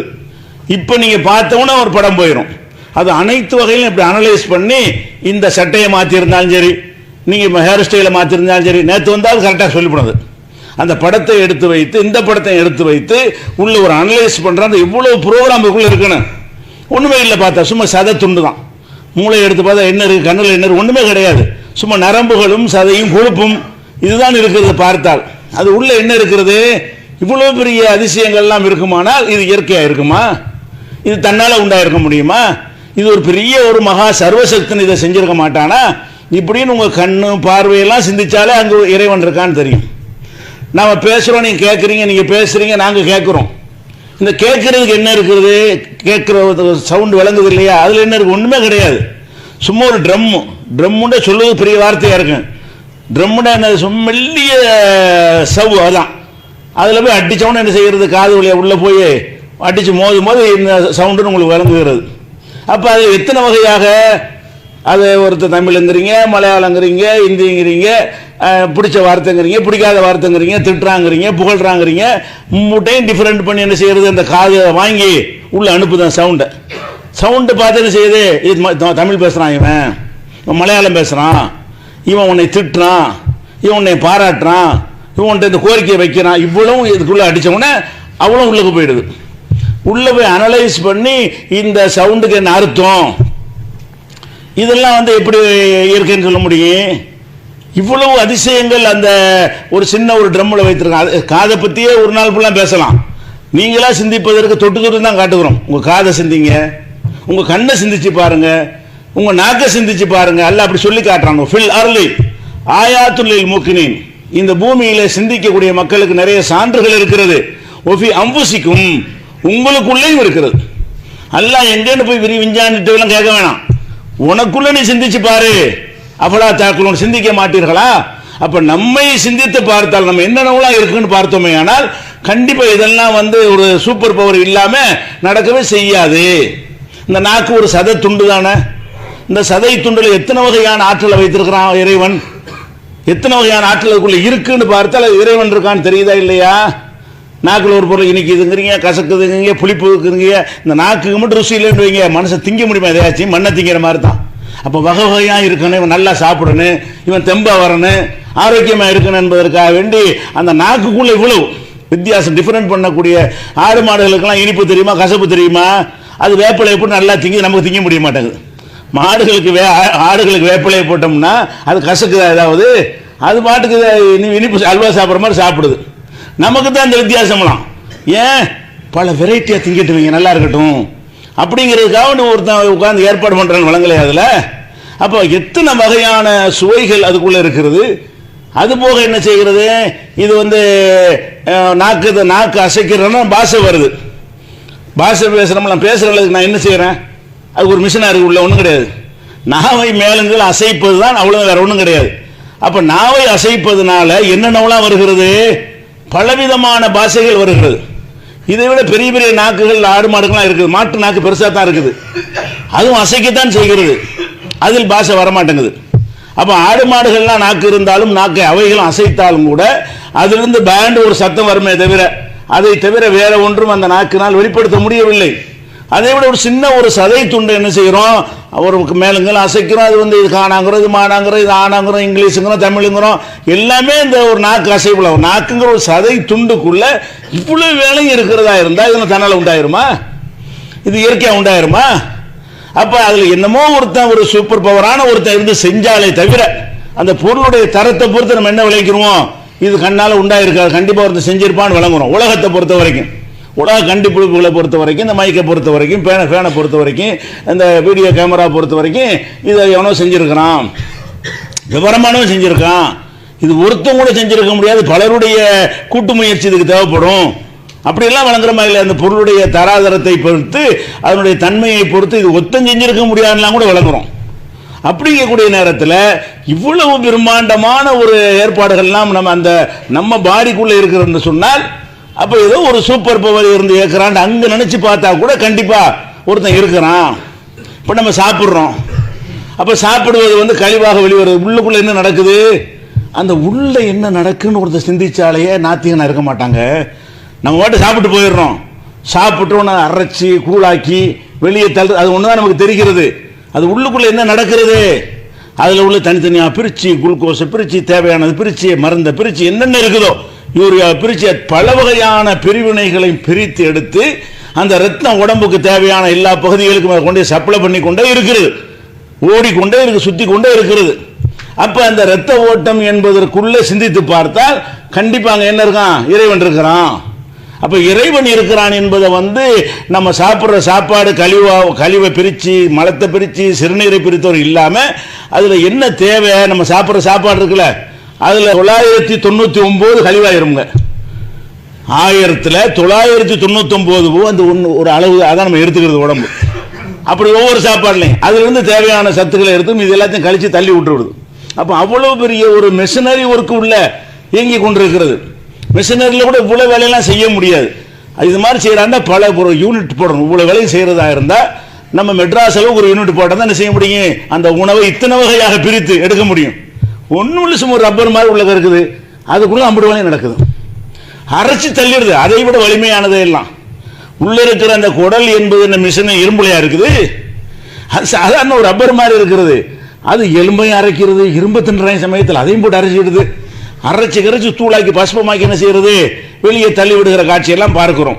அப்ப நம்ம வளரணும் வாழணும் என்பதற்காக ஒரு திட்டமிட்டு வேலை செய்து கொண்டிருக்கிறான், நமக்குள்ள பல ஏற்பாடுகளை செய்கிறான் என்று வழங்குதா இல்லையா? நம்ம நிக்கிறதுல இறைவனில் நிக்க முடியுமா ஒரு மனுஷனுக்கு? நீந்த 2 காலம் நிக்க இயலுமா மனுஷனால? நிக்கவே இயலாது, இயற்கையில நிக்க இயலாது. ஏன், 3 கால் இருந்தா தான் பேலன்ஸா நிக்க முடியும். செங்குத்தாக இருப்பதற்கு 2 கால் பத்தாது. 2 சைக்கிள் நிக்காது, ஸ்டாண்டு போடணும். 2 வீலருக்கு ஸ்டாண்டு போட தான் நிற்கும். ஆட்டோ நிற்கும், ஆட்டோன்னா ஓடாம நிற்கும். கார் நிற்கும், ஏன்னா 3 கால் 4 கால் இருக்குது. மாடு ஆடு மாதிரிலாம் நிற்கலாம். நீங்க செங்குத்தா நிக்கிறீங்களே, அதுவே அதிசயம் தானே. ஒரு பேலன்ஸ்லாம் நிற்கிறீங்க, அந்த ஒவ்வொரு மைக்ரோ செகண்ட் பேலன்ஸ் பண்றீங்க. நிக்கிறதுன்ற நடத்தினா அப்படி சாஞ்சிராம அப்படி சாஞ்சிராம அந்த காதில் அது ஒரு திரவத்தை ஒரு கடவுள் படைத்து இறைவன் கொடுத்து அந்த திரவம் பேலன்ஸ் பண்ணுவோம் செய்யறது சாயிர மாதிரி இப்படி செஞ்சுக்கிறது. அப்படி ஒவ்வொரு மைக்ரோ செகண்டும் நம்ம என்ன செய்கிறோம், பேலன்ஸ் பண்றதுனா நிக்க முடிகிறது, நடக்க முடிகிறது, ஓட முடிகிறது. இதெல்லாம் இயற்கை முடியவே முடியாது. சாதாரணமா சிந்தித்து பார்த்தால் முடிகிற காரியம் இல்லை. அப்ப முடியாது, நீங்க உட்கார்ந்துருக்க முடியாது, பிறண்டுருவீங்க. அது எல்லாமே பேலன்ஸ். அப்ப ஒரு அணுவும் பேலன்ஸ் பண்ணுகிறது. உடம்புல உள்ள ஒவ்வொரு அணுவும் ஒவ்வொரு மைக்ரோ செகண்ட்லையும் பேலன்ஸ் பண்ற காரணத்தினாலதான் நிக்க முடியுது, நடக்க முடியுது. இப்படி எல்லாமே இருக்கிறது. சில விஷயங்கள் கட்டளைகள் மனிதனுக்குள்ள கோடிக்கணக்கான கட்டளை ஒரு செகண்ட்ல வந்துகிட்டே இருக்கிறது. பேசிக்கிட்டே இருக்கிறேன், முதுகுக்கு பின்னாடி எறும்படிச்சு இப்படி போய் அடிக்கிறேன், பார்க்கவே இல்லை. பார்க்காட்டாலும் கரெக்டாக போய் அடிக்கிறோமா இல்லையா? அடிக்கிற இடத்துல சொரியற முடியுதா இல்லையா? அந்த இடத்துல ஏதோ ஒரு உறுத்தல் ஏற்பட்டால் உடனே அங்கேருந்து கமாண்ட் வந்துருது. நான் பேசி கொண்டிருந்தாலும் சாப்பிட்டு கொண்டிருந்தாலும் வேற வேலையில் ஈடுபட்டு இருந்தாலும் வேற ஒரு அது உடனே சொரிகிறோம், அது அடிக்கிறோம், அதுக்குரிய தீர்வை காண்றோம். அப்ப அந்த மாதிரி எல்லாம் இவ்வளவு வேலைகள் நடந்து கொண்டிருக்குது. இப்படி ஒரு மனிதன் தனக்குள்ள இப்படி சிந்திச்சு பார்த்தால் இறைவன் இல்லைன்னு சொல்லுவானா? அப்ப நம்ம படைச்சிருக்க ஒவ்வொன்றும் சிந்திச்சு பாருங்க. உங்களுக்கு ஈரலை சிந்திங்க, குடலை சிந்திங்க, கிட்னியை சிந்திங்க, ஒன்று சிந்திச்சு பாருங்க. கண்டிப்பா இதெல்லாம் ஒரு மிகப்பெரிய ஒரு ஜீனியஸா இருந்து நடந்திருக்குமே தவிர அதுவாக இந்த மண்ணிலிருந்து உண்டாயிருக்க முடியாது. மண்ணு தான் உயிருள்ள ஒன்று வந்திருக்க முடியாது. அப்ப மண்ணிலிருந்து இன்புட்டு வந்திருக்கும் சொல்லி நினைக்கிறீங்க? மண்ணு தான் இறைவன் படைச்சா நம்ம நம்புறோம். ஆனா மண்ணிலிருந்து அவ்வளவு இருக்குது இல்ல. கண்டிப்பாக ஒரு உயிர் என்ற ஒன்றையும் அறிவு என்ற ஒன்றையும் ஒருத்தன் வெளியே இருந்து கொடுக்கிறான். இப்படிங்கிறத சிந்தித்து பார்த்தோமே ஆனால் கண்டிப்பா இறைவன் இருக்கிறான் என்ற முடிவுக்கு தான் ஒருத்தன் வருவான். உலகத்தில் நடக்கிற நிகழ்வுகளை நீங்க வச்சு பாருங்க. அதிசயத்துக்கு மேல அதிசயத்தை நீங்க பாக்குறீங்க. அல்லாஹ் மனிதனுக்கு அறிவுல வித்தியாசம் இருக்கு. எல்லாரும் ஒரே சமமா இருக்க மாட்டோம். சில பேர் பெரிய அறிவாளியா இருப்பாங்க, சில பேர் அறிவுல ரொம்ப குறைந்தவர்களா இருப்பாங்க.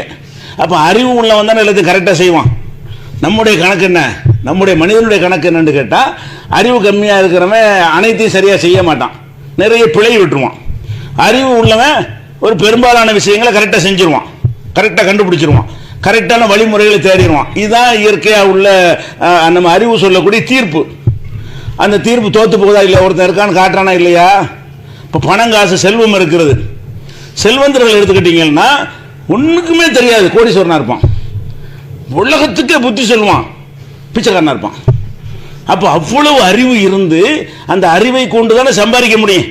ஒரு சம்பாதிக்கிற அந்த அறிவை பயன்படுத்தி திட்டமிட்டு அதுக்கு வழிமுறைலாம் உண்டாக்கி மக்களை கவர்றதுக்கு என்னென்னலாம் பண்ணி அதெல்லாம் செய்வதற்கு அறிவு வேணும்ல. இந்த அறிவு உள்ளவன்லாம் அறிவு இல்லாதவன்ட்டு வேலைக்கு இருக்கான். அறிவு இல்லாதவன்ட்டு போய் படித்தவன்லாம் படிக்காதவன்ட்டு வேலைக்கு இருக்கிறான்.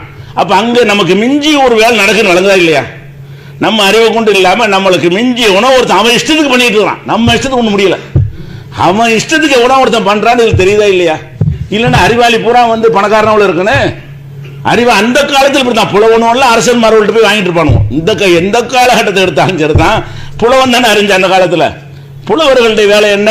ஏமாத்தி ஐஸ் வச்சு அதுதான் தெரிஞ்சு வச்சிருக்கானே தவிர ஒரு ஆட்சியை கைப்பற்ற தெரியல, ஒரு அதிகாரத்தை கைப்பற்ற தெரியல, ஒரு பணங்காசை திரட்டுவதற்கு தெரியல. எல்லாரும் அர்த்தம் இல்லை. அறிவாளிகளும் பணக்காரர்கள் இருப்பாங்க, அறிவற்றவர்களும் ஏழை இருப்பாங்க.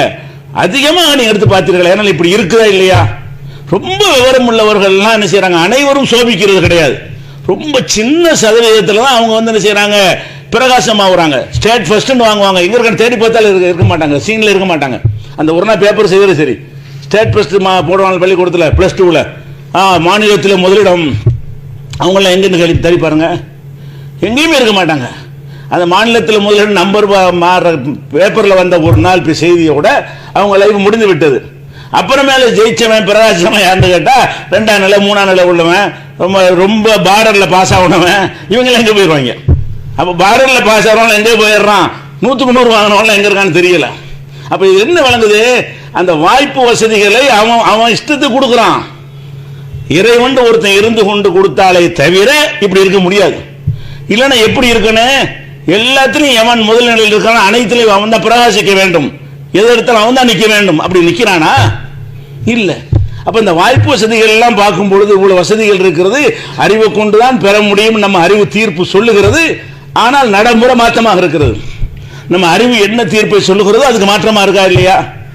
அதுபோக நம்ம குடும்ப வாழ்க்கையில் ஈடுபட்டு நம்ம தாம்பத்தியத்தை மனித குலத்தை பெருக்கிறோமே, அதுக்குள்ள சிந்திச்சு பாருங்களேன். அப்ப இறைவன் இல்லாம என்ன நடக்குமா?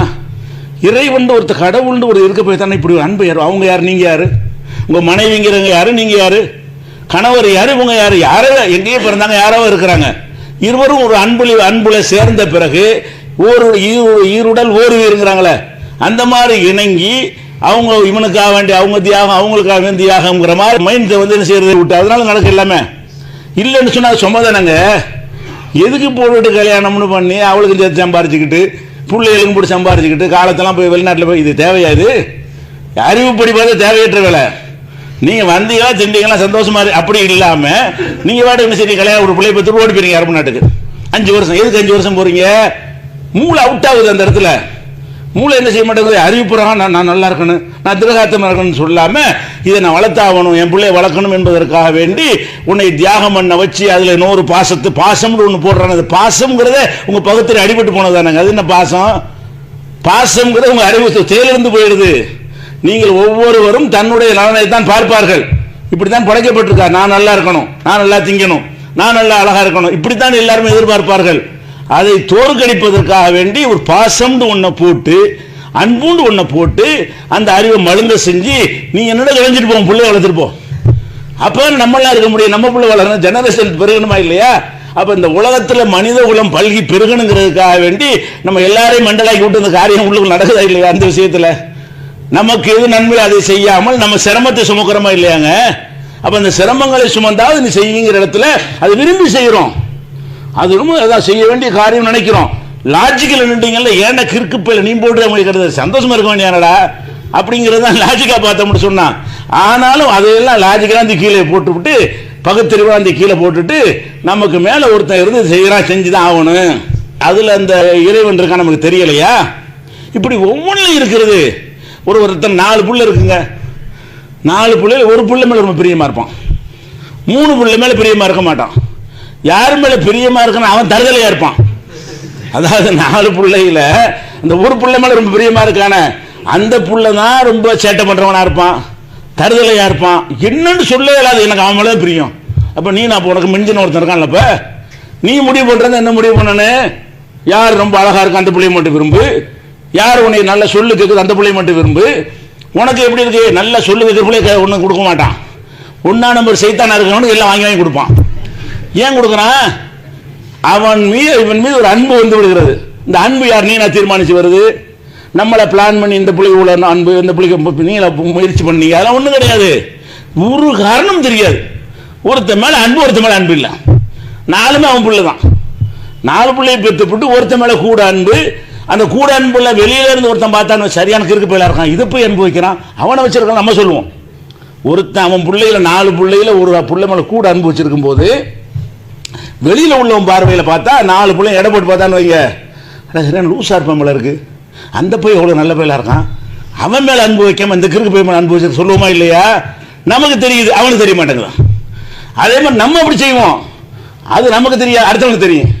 அடுத்தவனுக்கு மதிப்பு போடும்போது கரெக்டாக மார்க் போட்டுருவோம், இவன் வந்து தகுதியற்ற அன்பு வைத்திருக்கிறான்னு சொல்லி. அது அடுத்தவனுக்கு தான் ஒரு கவுட் ஆகுமே தவிர நீ அன்பு வைக்க வேண்டிய அதை தப்பு செய்கிற. அப்போ இதில் என்ன விளங்குது? நம்மளை மீறி ஒன்று இருக்குது, அதான் நம்ம கையில் நம்ம நினைச்சது செய்கிறது, நம்ம விரும்பின மாதிரி ஒரு இயற்கையாக ஓடுறது, அதெல்லாம் கிடையாது. அவன் வந்து யார் மீது என்ன அன்பு வைக்கணும்னு ஏற்படுத்தி இருக்கிறானோ அதுதான் ஏற்படும். பெற்றோரை தெருவில் விட்டுற நேரத்தை கூட இந்த தாய் இந்த பிள்ளை நேசிக்கிற தாயெல்லாம் இருக்கிறாங்க. ஏன் அப்படி ஒரு செட்டப் செய்யப்பட்டிருக்கிறது? இப்படி எதை எடுத்து பார்த்தாலும் உலகத்தில் நீங்க எடுக்கிற எதை எடுத்து பார்த்தாலும் சரி, சாப்பிட்றீங்கல்ல, உட்கார்ந்து அந்த சாப்பாட்டில் கொஞ்சம் சிந்திச்சாலும் இறைவன் இருக்கான்னு தெரியும். ஒரு வாழைப்பழத்தை சாப்பிடும் பொழுது இறைவன் இருக்கான்னு தெரியும். ஒரு ஆலமரத்துக்கு அடியில் படுத்து கிடக்கும் போது இந்த ஆலமரத்துடைய விதை எவ்வளவு பெருசு? ஒரு மாங்கொட்டையாவது பெருசா இருக்கும், விதைகளே பெருசு. மாங்கொட்டை ஆலமரத்து விதை எவ்வளவு? அவ்வளவு சின்னது. அந்த விதைக்குள்ளே இவ்வளவு பெரிய ஆலமரம், மரத்திலே பெரிய மரம் ஆலமரம், அனைத்து படைகளுக்கெல்லாம் நிழல் தரக்கூடிய மரம். அது மரத்தில் படுத்துக்கிட்டு இது எதுல இருந்து வந்துச்சுன்னு யோசிச்சான்னு வைங்களேன். அப்போ ஒருத்தன் இருக்கான்னு தெரியாது. அதுல இவ்வளவு பிரம்மாண்டமானது எதுக்கு எப்படி அது வந்துச்சு? அதே மண் அதே தண்ணி தான் இருக்கிறது. சின்ன ஒரு பொருளை போடுறோம், அது உள்ளுக்கு சிப்புன்னு உள்ள அமைக்க வச்சிருக்கிறான் கடவுள். இந்த ஆலமரத்து விதைக்குள்ள இந்த இலைகளையும் இந்த கனிகளையும் இந்த மரங்களையும் இதுக்குள்ள இந்த நிறத்தையும் அதில் உள்ள சுவைகளையும் என்னென்ன நீங்க பார்க்கிறீர்களோ அது அவ்வளோ அட்டச்சு உள்ள திணிச்சு வச்சிருக்கல. அந்த ஆலமரத்து விதைக்குள்ள இத்தனையும் திணைச்சு வச்ச இயற்கையா ஒருத்தன் வந்து செஞ்சிருக்கிறானா? அப்படி எந்த ஒரு விஷயத்தை எடுத்துக்கொண்டாலும் எல்லாத்திலையுமே இருக்கிறது. உங்க தலைமுடியை செஞ்சாலும் நகத்தை சிந்திச்சாலும் உங்களுடைய கழிவு யூரினை சிந்திச்சா கூட இறைவன் இருக்கான்னு வரும். அப்ப நீங்கள் எதை சிந்தித்து பார்த்தாலும் நீங்க அனுபவிக்க மட்டும் பார்க்குறீங்களே தவிர இதுக்கு பின்னணியில வந்து இது எப்படி என்று மட்டும் நீங்க சிந்திச்சு பாருங்க. இது எப்படின்னு மட்டும் பாருங்க. அல்ல அப்படித்தான் கேட்கிறான், இரவு பகல் மாறி மாறி வருவது சிந்தித்து பார். ஏன் இரவு வருது, இது எப்படி மாறுது, கரெக்டா வருதுன்னு சிந்திச்சா அங்க ஒருத்தன் இருந்து இயக்குறான்னு வழங்கும். இப்படி உலகத்தில் எதை நீங்கள் எடுத்துக்கொண்டாலும் சரி, நீங்க அண்ட சராசரத்துக்குலாம் வெளியே போக வேணாம். நீங்க இருக்கிற ஊர்ல, நீங்க இருக்கிற வீட்டில் நீங்க பயன்படுத்துற சட்டை வேட்டி எதை பயன்படுத்துங்க. எதுக்குள்ள நுழைந்து பார்த்தாலும் இது எப்படி வந்தது, இந்த சட்டையை போடுறீங்க இது எப்படி வந்தது, ஆச்சரியமா தான் இருக்கிறது. சும்மா பருத்தி விதைய பருத்தி கொட்டை தான், அதை கொண்டு போடுறாங்க, அது முளைக்குது, அதுல இருந்து பஞ்சு மாதிரி வருது, அதை பிடிச்சி நூல் நூல் ஆக்குறாங்க. இதெல்லாம் இதுக்குள்ளே இருந்துச்சு. அந்த பருத்தி விதைக்குள்ளதான் மூட்டு இருந்துச்சு. இவ்வளவு வகையான ஏற்பாடுகளுமே அந்த ஒரு பொருளுக்குள்ள இருக்கிற காட்சி நீங்க பாக்குறீங்க. ஆக இறைவன் இருக்கிறான் என்பது வந்து அறிந்து பின்பற்றுதல் இப்படிதான் இருக்கணும். நம்ம என்ன செய்ய சொல்லிட்டாங்க, நம்ம பெற்றோர்கள் சொல்லிட்டாங்க என்பதற்கு நீங்க பின்பற்றக்கூடாது, நம்பக்கூடாது. அதுக்கு பேர் நம்பிக்கையும் கிடையாது, அதுக்கு பேர் குருட்டு நம்பிக்கை, அதுக்கு பேர் மூட நம்பிக்கை. அறிவுபூர்வமான நம்பிக்கை என்ன? இதுக்கு இதுதான் இருக்கும் காரண காரியத்தோட விளங்கி சிந்தித்து பார்த்து நம்மை மிஞ்சின ஒரு அறிவுடையவன் ஜீனியஸ் ஒருத்தன் இருக்கிறான், அவன் தான் படைக்கிறான். ஒவ்வொரு மைக்ரோ செகண்ட்ல அவனுக்கு படைச்சிட்டு விட்டுட்டு கூட போகல, படைச்சிட்டு விட்டுட்டு போயிருந்தா அதோட ஆதமுறையில் முடிஞ்சு போயிருக்கும். ஒவ்வொரு வினாடிகளையும் அந்த அவனுக்கு தொடர்பு இருந்து கொண்டே இருக்கிறது. படைத்து விட்டு ஒரு பம்பரத்தை சுத்தி விடுறோம், அதோட உட்கார்ந்துட்டோம்னா அதனுடைய சுழற்சி முடிஞ்சாலும் கீழே விழுந்துரும். பிரபஞ்சம்ங்கிற பம்பரம், மனித தொடர்ச்சிங்கிற பம்பரம் என்னைக்காவது விழுந்திருக்குதா? சுத்திக்கிட்டு அது மாட்டுக்கு இயங்கி கொண்டே தான் இருக்கிறது. ஒரு இதுமே என்ன செய்யல, நின்று போகவே இல்லை. அப்பனா ஒவ்வொரு வினாடிகளையும் அவன் இருந்து ஆர்டர் பண்ணி செய்து கொண்டே இருக்கிற ஒரு சக்தி இருந்தால் மாத்திரம்தான் இப்படி எல்லாம் இருக்க முடியும். இப்படி நினைத்து பார்த்து அந்த கடவுளை பயப்படணும். கடவுளை நம்ம விளையாட்டுக்கு சொல்லிடாம நம்மளுக்கு மேல ஒரு சூப்பர் பவர் இருந்து நம்மளை பார்த்து கொண்டும் கண்காணித்து கொண்டிருக்கிறான். ஆக இஸ்லாம் நம்மள்கிட்ட விரும்புறது என்னன்னு கேட்டா, இறைவனை நம்பணும். எப்படி நம்ப வேண்டும் என்றால் அறிந்து நம்ப வேண்டும், சிந்தித்து பார்த்து நம்ப வேண்டும். குர்ஆன் பூரா எடுத்து அப்படிதான் இருக்கு. குர்ஆன் எடுத்து பார்த்தீங்கன்னா அதை சிந்திக்க மாட்டீங்களா? மழை பெய்தை சிந்திச்சீங்களான்னு எல்லாம் கேட்கிறான். மழை பெய்கிறது, அதை பற்றி சிந்தித்து பார்த்தீர்களா? தாவரம் முளைக்கிறத சிந்தித்து பார்த்தீர்களா? இப்படி ஒவ்வொன்றையும் சிந்திச்சு பார்த்தீர்களே, ஆனால் அங்கே எல்லாம் அல்லாஹ் சீல் வச்சிருப்பான். ஒவ்வொரு அணுக்குள்ளேயும் நான் ஒருத்தன் இருக்கிறேன்டான்னு முத்திரையில் இருந்து கொண்டே இருக்கும். ஒரு பொருளை தயாரிக்கும் போது இந்த கம்பெனின்னு கொடுப்பான்ல, அந்த மாதிரியா இல்லாமல் ஒரு அணுவுலையும் இந்த சீல் இருக்கும். இறைவனுடைய படைப்பை பொறுத்த வரைக்கும் அதை சிந்தித்து பார்த்தீர்களே, ஆனால் அது கடவுள் முத்திரை இல்லாத எந்த பொருளும் கிடையாது. அப்ப அந்த மாதிரியான ஒரு இறைவன் இந்த அண்ட சராசரத்தை என்ன செய்யறான், படைத்து பரிபாலித்துக் கொண்டிருக்கிறான் என்று நம்ம நம்புவது, விளங்கி பின்பற்றுதல். இது விரிவா சொல்லிக் கொண்டிருந்தால் இது வருஷத்துக்கு ஓடும். கண்ணை பற்றியே சொல்வது, காதை பற்றியே சொல்வது, மரத்தை பற்றியே சொல்வது, தாவரத்தை பற்றியே சொல்வது என்று சொன்னால் இதெல்லாம் ஓடிக்கொண்டே இருக்கும். தொட்டு காட்டுதான். நீங்கள் சிந்திக்கணும். சும்மா இருக்கிற நேரங்களில் எல்லாம் ஒவ்வொன்றையும் நம்ம யோசிச்சு யோசிச்சு பார்த்தோம் என்று சொன்னால் அதுல என்ன இப்படி இறைவன் ஒருத்தங்க இருக்கிறான், இறைவன் இல்லாமல் ஏதாவது நடந்து கொண்டு இருக்கிறது என்கிற அளவுக்கு ஒரு நிலைமை நீங்க பார்க்கலாம். எத்தனை விஷயங்கள் நீங்க வாழ்க்கையில் சந்திக்கிறீங்க, அதுல பல விஷயம் உங்களுக்கு மறந்து போயிடுது. மறந்துடுதா இல்லையா? மறந்துடுது. உங்க தாப்பனார் இறந்துட்டாருன்னு நீங்க கண்ணால பார்த்துருப்பீங்க, ஒரு வாரத்துக்கு ஞாபகம் இருக்கும், அப்புறம் மறந்துடுவீங்க. இந்த மறக்கலைன்னு மட்டும் வைங்க, எவனாச்சும் நிம்மதியாக இருக்க முடியுமா உலகத்தில்? இந்த மறதிங்கிற ஒரு கிஃப்ட்டு நம்ம எதுக்க வேண்டிய டேப் ரெக்கார்டு மனிதன் கண்டுபிடிக்க மறக்காது. 20 வருஷம் கழிச்சு ப்ளே பண்ணி பார்க்கலாம். மனிதன் கண்டுபிடிக்கிற மெமரி கார்டுகள்லாம் ஒன்று ஏற்றுனீங்கன்னு வைங்க, அது இருந்துக்கிட்டே இருக்கும் டேமேஜ் ஆகிற வரைக்கும். அந்த பொருளை வந்து என்ன செய்யாது, மறையாது. இங்கே ஊரில் எப்படின்னு கேட்டால், இவன் நல்லா இருக்கணும், சிலது யாபத்தில் இருக்கணும், சிலது மறந்துதான் ஆகணும். அப்படிங்கிறதுக்காகத்தான் உங்களால் என்ன செய்ய முடிகிறது, உலகத்தில் இயங்க முடிகிற. புள்ளை இறந்து போயிடும், ஒரு வாரத்துக்கு ஒரு மாதிரியா, 3 நாளுக்கு ஒரு மாதிரியா இருப்பான், 4 நாள் நாளைக்கு சிரிப்பான், ஒரு வாரத்துக்கு பிறகு நான் திங்க எல்லாமே ஆரம்பிச்சிருவான். ஏன்? மறந்துடுது. அட அது எவ்வளோ பெரிய கிஃப்ட்னு யோசிச்சு பார்த்தியா? நீ அதையே நினச்சிக்கிட்டு இருக்கிறது தானே இயற்கையாக இருக்கணும். நம்ம எவ்வளோ நேசம் வச்சிருந்தோம், எவ்வளோ பாசம் வச்சிருந்தோம், இந்த புள்ள மூத்தா போச்சுன்னு நினச்சிக்கிட்டீங்கன்னா அதையே நினைத்து கொண்டு இருப்பது தான் இயற்கையாக இருக்க வேண்டும். நீ சொல்ற இயற்கையாக இருந்தால் அதை இயற்கை வெல்லக்கூடிய இன்னொரு சக்தி இருந்து நீ வாழணும்டா என்பதற்காக வேண்டி அப்படி தொடச்சி எடுத்துருது. அதை மட்டும் அதுக்கான எல்லாம் மறந்து போயிடல, எல்லாம் மறக்கல. வாழ்க்கை தேவையானலாம் கரெக்டாக இருக்கிறது.